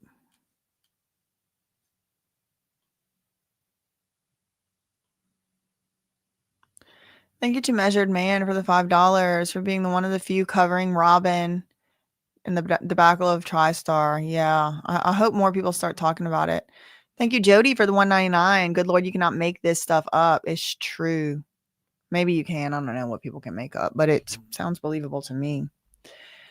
Thank you so much, Melanie. I bet she's referring to Lori Harvey. She was with Diddy on a family trip. Interesting. Thank you, Melanie, for the $4.99. Shout out to Hibiscus Rose. Thank you so much for the $19.99 super chat. Give BJ a thumbs up for her amazing coverage and patience. Thank you. Thank you so much, Hibiscus Rose, for the $19.99 and the kind words. Thank you to Julissa Caballero for the $9.99 super sticker. Shout out to the cousins in Arizona. Thank you, Amanda Moses, for the $5 super chat. Hey, cousin, I love listening to your lives. Currently listening from the lazy river at Hurricane Harbor in Arizona. That sounds fun. Lori is related to Steve Harvey. That's his stepdaughter. Whoa. Thank you, Erica, for the $1.99 super chat and that info. Do they brief the jury on what to look for? I don't think so, Adam. Thank you for the $2 super chat. Emily, it's a good question. Thank you for the $5 super chat. I don't really exactly know how it works. It's one of the questions I'll probably ask my law school teacher when I finally get him on here. How does it play a part here? I don't quite understand it truly either. I really don't. Thank you for the $5 super chat. Yes, I gotta say, I rebuke. New Life Plan, indeed. Thank you for the $9.99. I rebuke too. Let me get my rebuke bell. Okay. Can we get something new? Can we get an update? Okay, yes. Have you ever fixed your doors? No. Okay. Oh, what do y'all think is going to get entered in the evidence? Have you ever fixed those doors? No, there were other bills. Photos of broken doors shown to the jury, but not on screen in the public gallery. When did you next see Diddy? A few days later. Why? Because I missed him. This poor, poor soul.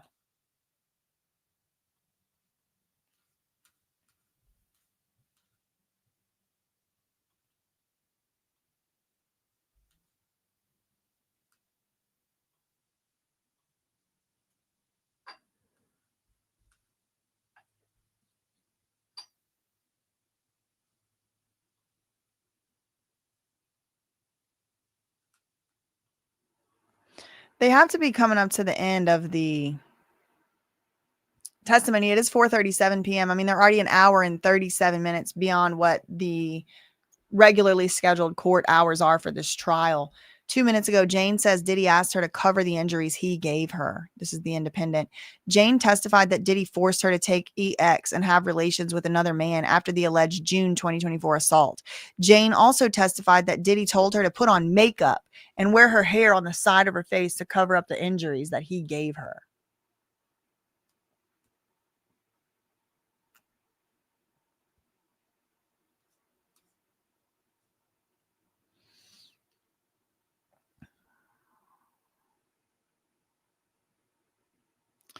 Ew, Dominican Dream. Are you serious? Dominican Dream said Lori Harvey dated Diddy's son for a few months and then started dating Diddy the following year. Oh my God. Robin said, I'm actually scared for a cross-examination. Me too. Me too. Chai said, no, Lori is 28 years old and she was with Damson. Who's that? She was not the one on the trip. Okay. Okay. They did call Gina that little girl. Capricorn did. The double duo, dad and son Combs. 28 is not, 28 is plenty old enough to buy a drink. Okay, we got a new update from CNN. James said, I mixed Jane and Combs. Jane said Diddy sent thousands of dollars in cash to cover entertainers' cost and home damages. Diddy had his assistant Jonathan and security guard deliver $10,000 to $12,000 in cash to Jane to cover her costs and damages to the home. Jane testified that Diddy damaged 4 doors during the altercation the night before. She put some of the cash in a bag, covered it with paper, and sent it in the Uber. She also took a photo of the Uber license plate, which the jury saw in case there was an issue with the money transfer. Wow, that's how they're transferring money. Putting it in a Uber. Oh my God. I'm just remembering that frivolous lawsuit where the girl said that Beyonce showed up as her Uber driver one time. Jane testified that she never paid to get the doors fixed because there were so many other bills to take care of, and she did not contact a supplier. The jury saw an email Jane sent to a door supplier inquiring about replacing 4 doors as well. But she did contact a supplier. So she contacted somebody about it. She saw an email, and as well as several photos of the damaged doors. So she's like, nope, I'm putting that money in my pocket, buddy. I'm just so thrilled Robin was mentioned today.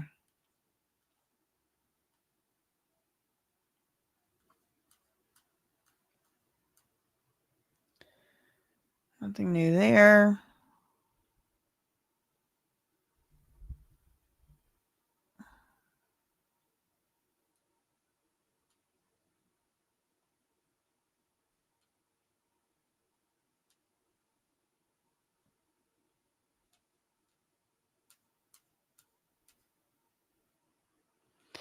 Four minutes ago, Diddy's ex called the rapper a PDF file over romance with younger woman in a fit of jealousy.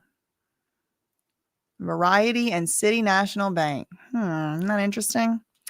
Anyway, 1 month after Diddy released an apology video regarding the 2016 hotel assault involving Cassie, his ex-girlfriend testified that the pair got into an argument. Testifying anonymously as Jane, she claimed they had been drinking champagne and tequila when she confronted him about who he was with. On his family trip to Utah, she assumed he was with another woman. Jane said she had a lot of anger and resentment. She claimed she called Diddy a PDF file because he was 27 years older than the girl, and it rubbed Jane the wrong way. She testified to saying, if a girl can't buy her own drinks, what makes you attracted to her? And I believe the woman was under 21 when they first began dating, Jane testified.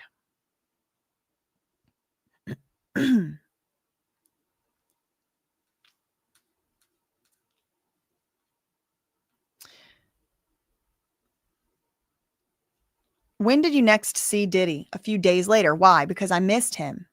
We were trying to have a Sunday fun day, but it was like tense. Did you and Diddy talk with Jonathan? Yes. Diddy FaceTimed Jonathan, asking him what he saw that night. For a moment, Jonathan saw me in the corner crying. So Diddy FaceTime. He likes to FaceTime with people on the phone to make sure everybody's on the same page, doesn't he? Just imagine going through your whole life like constantly doing these cover-ups. It's just like, Jesus, aren't you exhausted? After brutal assault, this is WashingtonPost.com 1 minute ago, Jane says Diddy ordered a freak off. You're not going to ruin my effing night, Diddy allegedly told Jane after the couple got into a physical fight on June 18th. Jane admitted to instigating the fight, which resulted in her receiving a golf ball-sized welts and a black eye. Diddy continued assaulting her. She said, as she tried to take a shower to cool down. Diddy told her to put some ice on her injuries and put on an outfit. Jane recalled, which she understood to mean lingerie. Jane obeyed Diddy's orders. After getting dressed, she found Diddy watching porn of them and texting Anton on her phone, an adult film actor. Anton arrived at Jane's Los Angeles home just as dawn was breaking. So they had fought all night, and it was just like, 5 a.m., 6 a.m., and he just shows up. After inviting Anton in, Diddy pulled Jane aside and told her, take this effing pill. Jane said, I don't want to. And Diddy said, is this coercion? She recalled Diddy asking her. I just looked at him. That is demonic. Court sees photos. This is 1 minute ago, NBC News, of damage to four doors allegedly caused by Diddy. Prosecutors showed the photos of the 4 doors that were each allegedly damaged by Diddy during his altercation with Jane. Jane said Diddy damaged her closet door, bathroom door, bedroom door, and guest room door. Photos showed a crack down the center. This sounds like Linda Omar, if you know, you know. Photos showed a crack down the center of the guest bedroom door that Diddy caused by kicking it, according to Jane's testimony.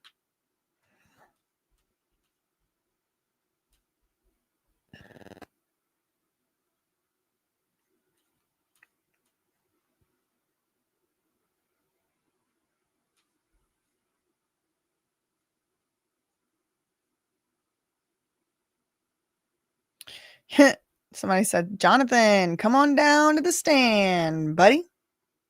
Yeah, you want to know what he saw. Is he going to testify?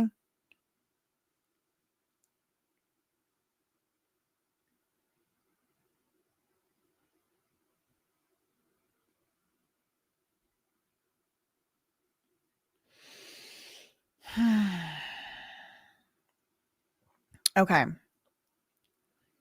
For a moment, Jonathan saw me in the corner crying. I shot a video of Diddy and me out in the yard. Did you inadvertently film your injuries? Yes, I accidentally, inadvertently, unintentionally filmed my injuries, the welts.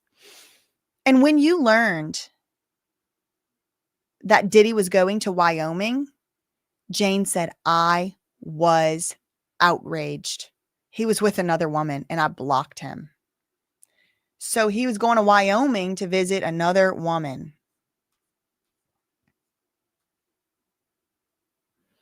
They shot a video of Sean and me out in the yard. I inadvertently recorded my injuries, my welts. And then when I learned that Diddy was going to Wyoming, I was outraged. He was with another woman and she was just over it. Look at that.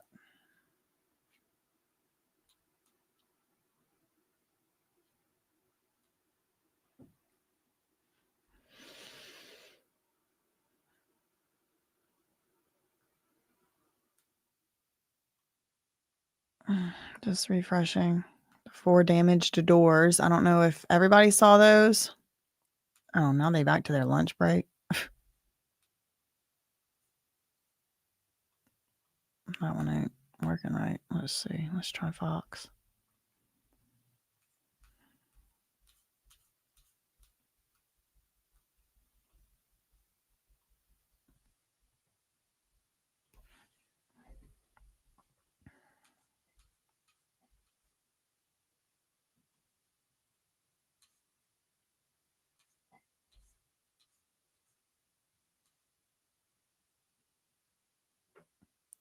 Just waiting for more updates. It is 4:47 p.m. and I guess they're going to go all the way down to the 5 o'clock buzzer.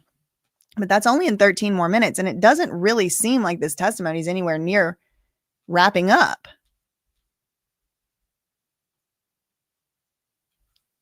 But she was certain, Maureen Comey was certain and confident she was going to be done with that testimony today, the direct examination. 2 minutes ago, jury sees photos of doors Diddy allegedly destroyed. Prosecutors showed the jury photos of doors inside Jane's home that Diddy allegedly kicked in during the June 2024 assault. Jane testified that Diddy kicked down her 4 doors in her house while she hid from him during his brutal attack. Less than a minute ago, CNN.com, Diddy accused Jane of cheating and said they were breaking up, she says. Jane testified that the next time she saw Diddy in person was a few days later. She just missed him so bad. She said she and Diddy had been messaging each other about that night and how awful we were both feeling. Jane testified that Diddy repeatedly accused her of cheating while she kept apologizing and insisting that nothing had happened. They agreed to see each other and she went to his home. Jane said they tried to be upbeat, but there was a sadness underneath. Diddy was basically saying that we were breaking up and we were just going to be friends.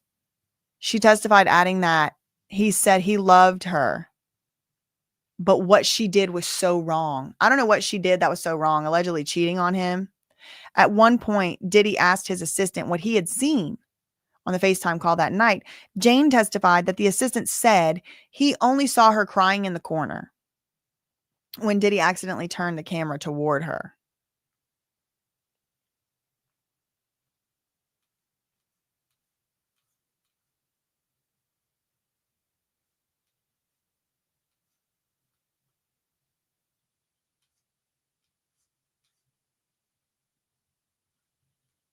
Okay.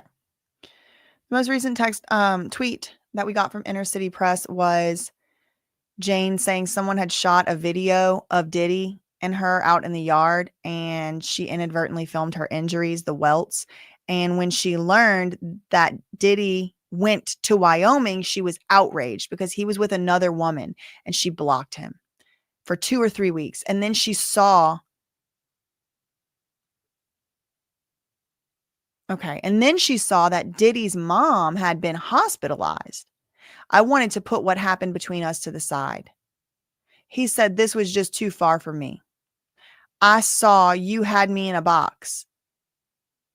Do you saw the name of the rapper? What? What? What is going on? Okay, so Jane learns that Diddy went to Wyoming with another woman, and then she blocked him for 2 or 3 weeks. And then after 2 or 3 weeks, she saw that Janice Combs was in the hospital, and she wanted to put what happened to the side for Janice's sake. He said, this was just too far for me. And I said, well, you had me in a box, the S worker box. Did you see the name of the rapper? Did you say the name of the rapper? Do you saw the name of the rapper? I don't know what this question just literally says. Do you saw the name of the rapper? So I don't know what, I don't know. I don't know what that means. Maybe we'll get some more context somewhere else.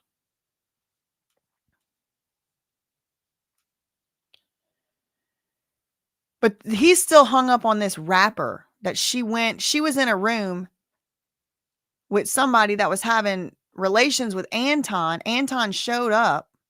It is kind of a coincidence. Anton shows up. We just got a less than a minute ago update.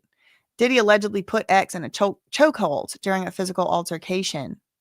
June 2024, testifying under the use of a pseudonym, Diddy's ex remembered pushing his head into the marble and started throwing candles everywhere because she was angry. She said a lot of the wax went on Diddy, but she couldn't remember him being hit with any glass. Jane said she tried to leave because she knew things were going to escalate, and she went to lock herself in the master bathroom. She remembered Diddy calling her effing crazy as she locked the bathroom door, and then Diddy allegedly kicked the door in. She testified to telling Diddy to leave, but Diddy kicked the door off the hinges. She then allegedly went into her closet and locked the door. She said she was about to leave through a front door, but then Diddy allegedly kicked her in the back of the thigh, and she fell and allegedly picked her up in a chokehold. Jane claimed she couldn't breathe, and she squirmed out of it, but he was tightening his grip. While in the closet, she said she changed clothes because she knew she needed to run away and put on a daytime summer dress and heels. She put on heels to run away? That don't make sense. She allegedly ran to a wall where he couldn't find her, about 6 blocks away, and hid for 2 hours. Jane claimed she went to the residence thinking Diddy wasn't there, thinking he had left. But when she turned the corner, he was walking toward her. She said she was scared, but quiet. She did the freeze. She didn't want to wake the neighbors and cause a scene. Jane testified that she went into the guest bedroom and locked the door before Diddy kicked it in. She remembered throwing more glass and candles at him because she wanted the rapper away from her. Oh, they got an incoming update. Let's go to Inner City Press while we wait for that.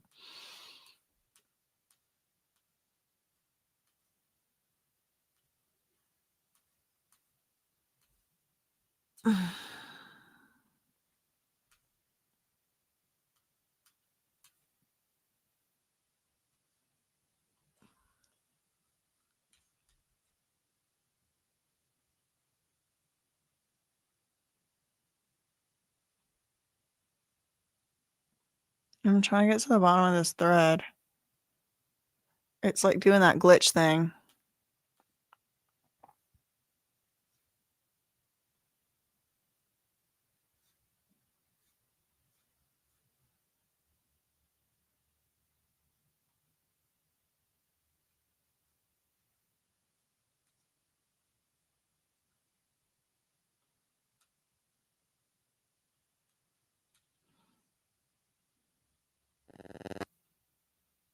Okay. So we're still waiting here 2 or 3 weeks. Then I saw his mother had been hospitalized. I wanted to put what happened between us to the side.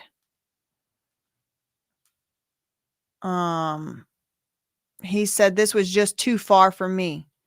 And I said, you had me in a box. Do you saw the name of the rapper? I still don't know what that means. Okay. Jury shown video less than a minute ago, CNN.com. Jury is shown video of Jane and Diddy at his home that day in late June. The video captured the bruising around Jane's eye and a welt on her forehead that was visible through makeup on her face. The video was not viewable to the public, but the audio could be heard in the courtroom. And both Diddy and Jane confirmed that bruising was visible in the footage. How did Diddy confirm that? In the footage, the audio, they said it, you got bruises? Jane also testified that she covered part of her face in the video after realizing her injuries were visible. She could be heard calling Combs her bestie on the video. She testified that Diddy said they'd be best friends after they broke up. So Jane testified she was teasing him about that. The jury also viewed another short video Jane took around that same time, which also showed her injuries. Okay, so they're getting evidence of the injuries. Jane said she did continue to keep in touch with Diddy for a while after they saw each other at his home in late June and he beat her up. She later learned he had gone on a whitewater rafting trip in Wyoming with another woman, and she was absolutely furious. We had just endured that kind of night. In the midst of all the controversy and everything, he was still able to plan another beautiful vacation. She texted him angrily. "I think I did break up with him," she said. She blocked both of his numbers, all of his assistants, and his security. Jane said she reached out to Diddy again after a few weeks because she saw his mom had been hospitalized and wanted to make sure she was okay, and they started talking again. Oh my God. This is truly a cycle. It's a cycle. My God. Okay. We have an update 3 minutes ago. Washington Post, Wesley Parnell. Evidence is being shown to the jury of 4 broken doors. Jane, who is testifying under pseudonym, said she took the images to get repair quotes after Diddy kicked them down after a fight in June 2024. There's also a video of Jane that appears to show bruising on her face. After their fight, Diddy sent her roughly $10,000 to $12,000 via his bodyguards, Jane said. Now, who hired those bodyguards? Because remember, there was like a new bodyguard detail like hired in 2015, supposedly professionals. The money was for Jane to pay Anton, the escort, and the repair for the damaged doors. She testified that she sent Anton about $3,000.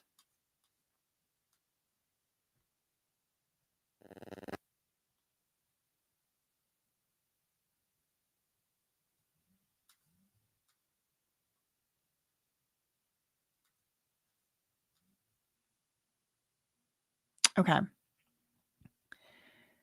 Do you saw the name of the rapper? I don't know what that means. And then she just says, yes, I flew on a red eye to meet Sean. And what did you do? We had a really nice time.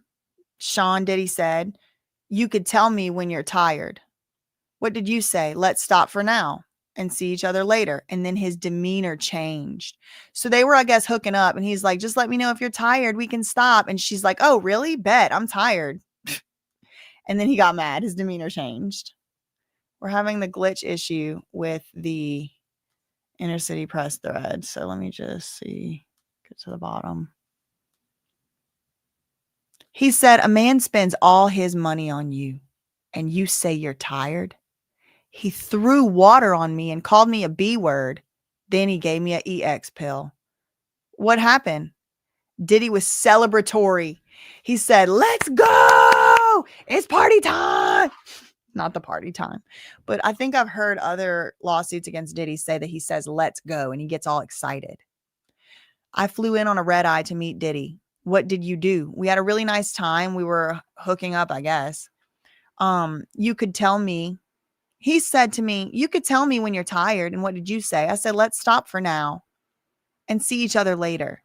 His demeanor immediately changed. He said, a man spends all his money on you and you say all this money, all this money on you. And you got the nerve to say you tired. And then he threw water on her and splashed her, another MK Ultra technique. And this is another thing that he does, right? Threw water on the other girl to get her phone. Remember, in the hammock?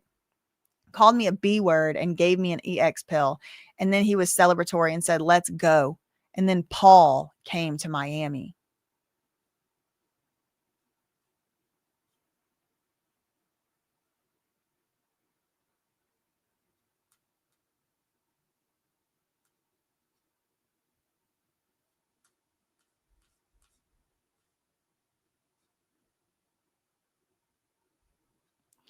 Did Paul come to 2-Star Island? Yes. Oh, here we go, y'all. I was given spray bottle, liquid Molly into my mouth. I felt a surge of high octane SUL energy. Paul comes in. I greet Paul with that energy. Did you have relations with Paul in front of Diddy that night? Yes, I did.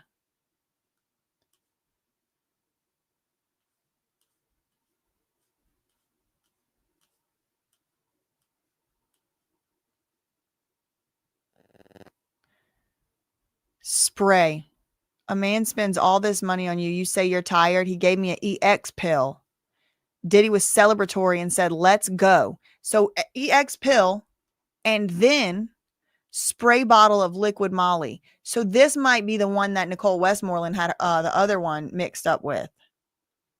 He called me a B. He gave me an EX pill. He got excited and all ramped up. Let's go. And then Paul showed up. I was given a spray bottle, liquid Molly Ann, into my mouth. I felt an immediate surge of high octane SUL energy. Paul comes in and I greeted Paul with that energy.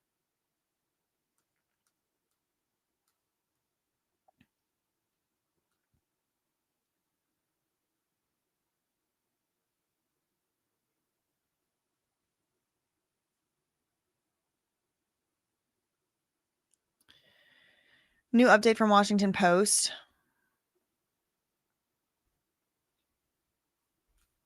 Two minutes ago, correction. Origin of recorded phone calls is unclear. Thank you. Wesley Parnell, 2 minutes ago, Washington Post. Earlier, we reported that Diddy surreptitiously recorded phone calls with Jane after Cassie filed her lawsuit. It's actually unclear how the government obtained the phone calls, which gives glimpses into Diddy's state of mind at the time. On one of the calls, Diddy asked Jane, a former girlfriend testifying under an alias, whether she was recording. Jane testified she would never have recorded that phone call. Diddy can be heard taking notes with a Sharpie on a notepad in the background of the audio, which he frequently did, Jane said. It was likely that the phone calls were recorded surreptitiously, but whether it was Diddy, a member of his team, or an unidentified third party is yet to be revealed. Oh my God. Y'all, this is a movie. Wow. Let's go to Inner City Press. It is 5:02 and they're coming down to the wire here. When was the last time you saw Diddy in person? August 2024 at 2-Star Island. Did you have relations with Don? August 2024, 2-Star Island in front of Diddy at 2-Star Island? Yes, I did. One last text message. This is the last one I'll ask you to look at. All right, y'all, here we go. Last text message. How is Maureen Comey going to end this direct examination? I got to give it to Maureen, y'all. I was very concerned about this tactic, and it still may not work out, but I got to give it to her right now. She's definitely got some points in my book on how her patience that she's exercised with this. I've got to give it to her. This is patience I don't know. This is patience I can't imagine. Just 3 freaking grueling days of this. Looking at the jury, snickering, looking at the jury. I mean, it might not have actually worked, but just the patience alone. It's something. When was the last time you saw him in person? August 2024, 2-Star Island. Did you have relations with Don in front of Diddy at this 2-Star Island? Yes. One last text message. The last one I'm going to ask you to look at, Jane. Did you go to New York to see him? No. Why not? He was arrested. Did you get a subpoena? Yes. I had to come in November last year, then January, and after. Did you see a therapist? 3 months now I've been seeing a therapist, Jane said.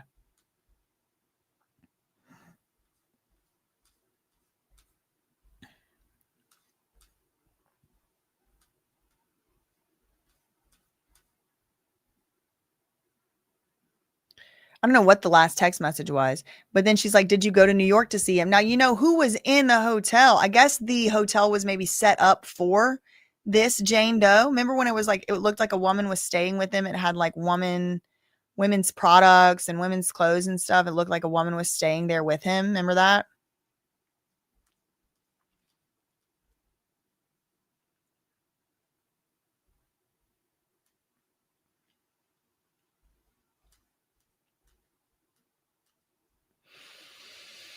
Okay, 1 minute ago, Washington Post.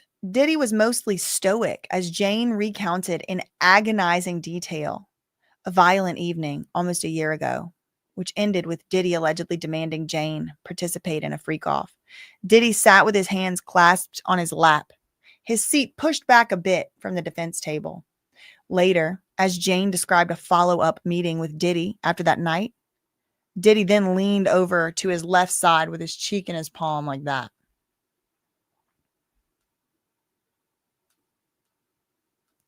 Less than a minute ago, CNN.com, Jane says Diddy threw water at her when she told him she was tired from staying up all night.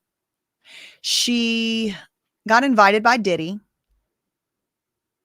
to Miami in late July 2024. So this is like not even 2 months before he ends up getting arrested, about 2 months before he's arrested. She accepted the trip and she said, okay, I'll come to Miami. She flew in on a red eye and met him for dinner later in the day after she arrived. She said after they went to dinner, they stayed up all night together, having relations and partying in a hotel that Diddy arranged for them. So they're still in hotels, not at 2-star. After staying up all night, Jane told Diddy she was feeling tired. So this isn't a hotel. This is, she said, I don't know if it's 2-Star Island or if it's a hotel. It's contradictory reporting, but CNN is saying it was a hotel. After they went to dinner, they stayed up all night together having relations and partying in a hotel that Diddy arranged for them. After staying up all night, Jane told Diddy she was feeling tired, and she testified that Diddy had told her previously that she should vocalize when she's feeling tired. But now she finally did. And when she did, she testified, Diddy's demeanor changed. He called her names and threw water at her.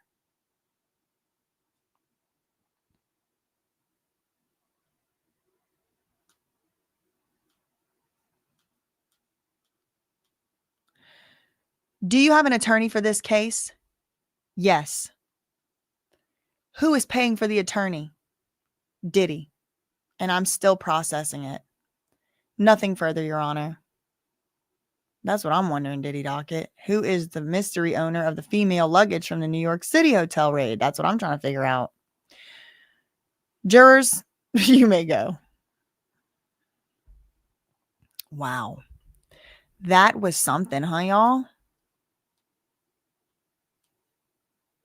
Let's see if they're going to stay in here and fight. Probably not. I don't think they're even allowed to stay in there after, like, court is closed.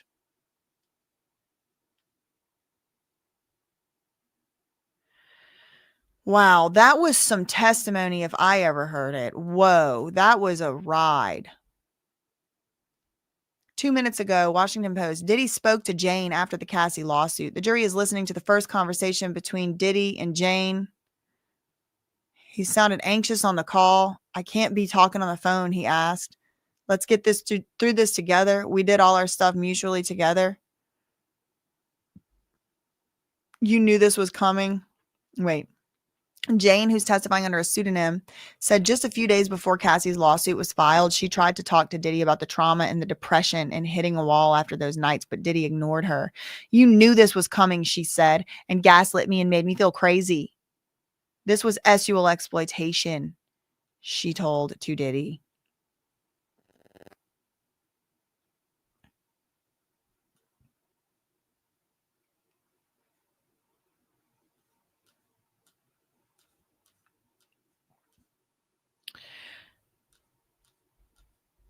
Okay.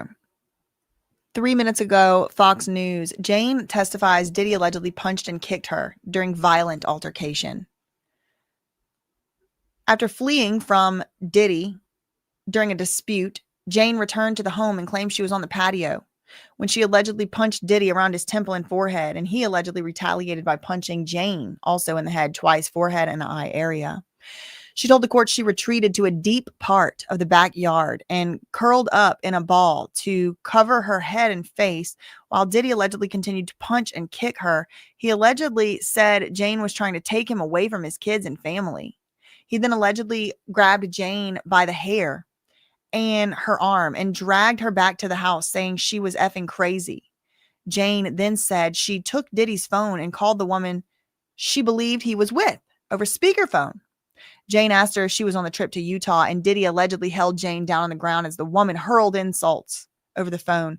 Jane claimed to tell the woman Diddy was beating her blank right now, and Diddy allegedly hung up the phone. He then FaceTimed a man named Jonathan and asked him to tell Jane he wasn't with that girl on the family trip.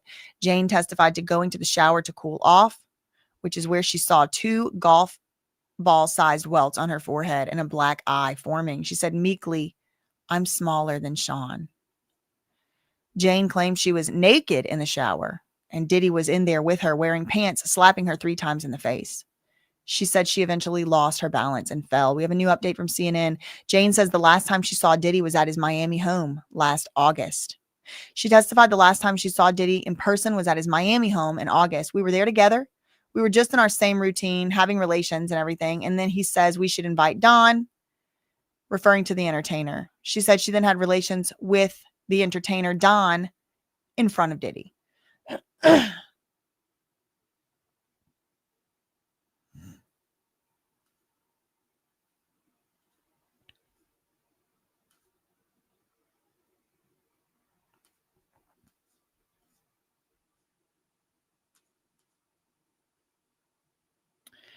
Okay. Adjourned. So, all right. Well, looks like the coverage for today has been wrapping up. I mean, y'all, it's what a ride, huh? What a roller coaster.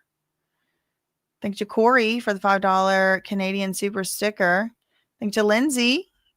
High five from a fellow autistic. Love you and your work. Y'all, please support our girl BJ and make sure you tap the like button. Thank you so much for the $10 super chat. Thank you, Tatum, for the $9.99 super chat. Thank you for keeping us updated. Thank you, thank you, thank you. Lori is in King Combs' video. Love you better. Oh my. Oh no. The drama. Oh my God. Thank you for the $2 super chat. Do a BJ investigates on Steve, Lori, and Marjorie. Thank you for the $2 super chat. Thank you to Wicked Bree, not Gina or Lori.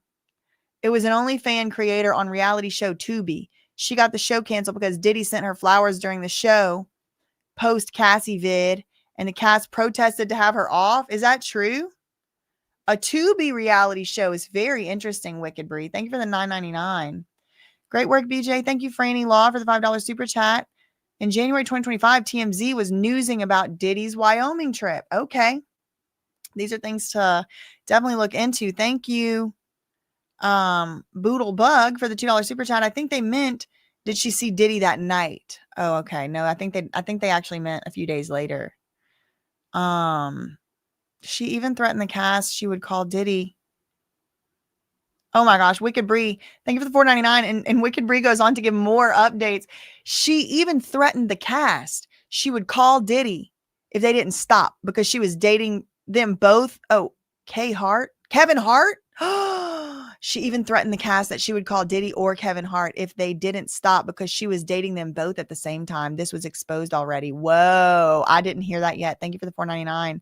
Shout out to Gator Girl 2008. Thank you for the $1.99 super chat. Love watching you. Murad Murali recommended you. Yes, love him. I saw that he just went on his pilgrimage. That was so cool. He was like saying, it was difficult in a way to stay there because giving up, a lot of the worldly comforts he's used to and stuff. And of course, like I've never been on anything exactly like that, but I did go to the Maha Kumbh Mela and I felt like that, like you're staying in a tent and you're like there for a spiritual reason, but it's like starts to wear down on you. And I did type some words of encouragement to him. Like it's going to be a really good experience and stuff, but it does appear that he's back. So shout out to him and shout out to him.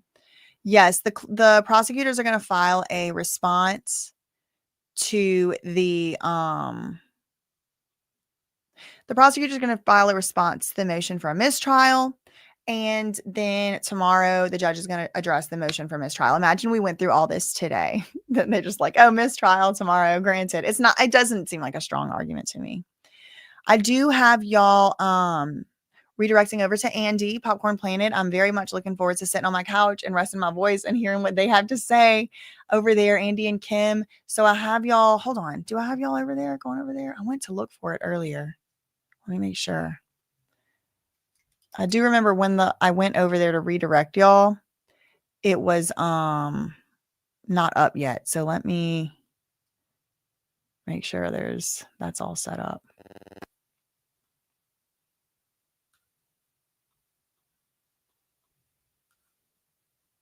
It's not. Okay, is he going live? Let's see. If he's not going live, yeah, he is upcoming. Okay, cool. Yes. Okay, so let's all go over there. I'll be in the chat. It's been a really long day on my voice. So I'm going to probably call it a day, but I might look into some other stuff that we found out today. My head is definitely spinning. So I'll read for this one. I'll see y'all tomorrow, bright and early, same back time, same back place. Carmen, thank you for the $10 super chat. Sorry if this was asked previously, but could I ask for today's recap if possible? Yes. And you will see it right on Andy Popcorn Planet. That's exactly what they're doing over there. So I'll see y'all in the live chat. Thank you for the $10 super chat, Carmen, and I'll see y'all over there. Meantime, facts ain't defamation. Neither are opinions. Neither is reading public stuff. See y'all tomorrow, bright and early. Same back time, same back place. Love you, Mina K. Bye.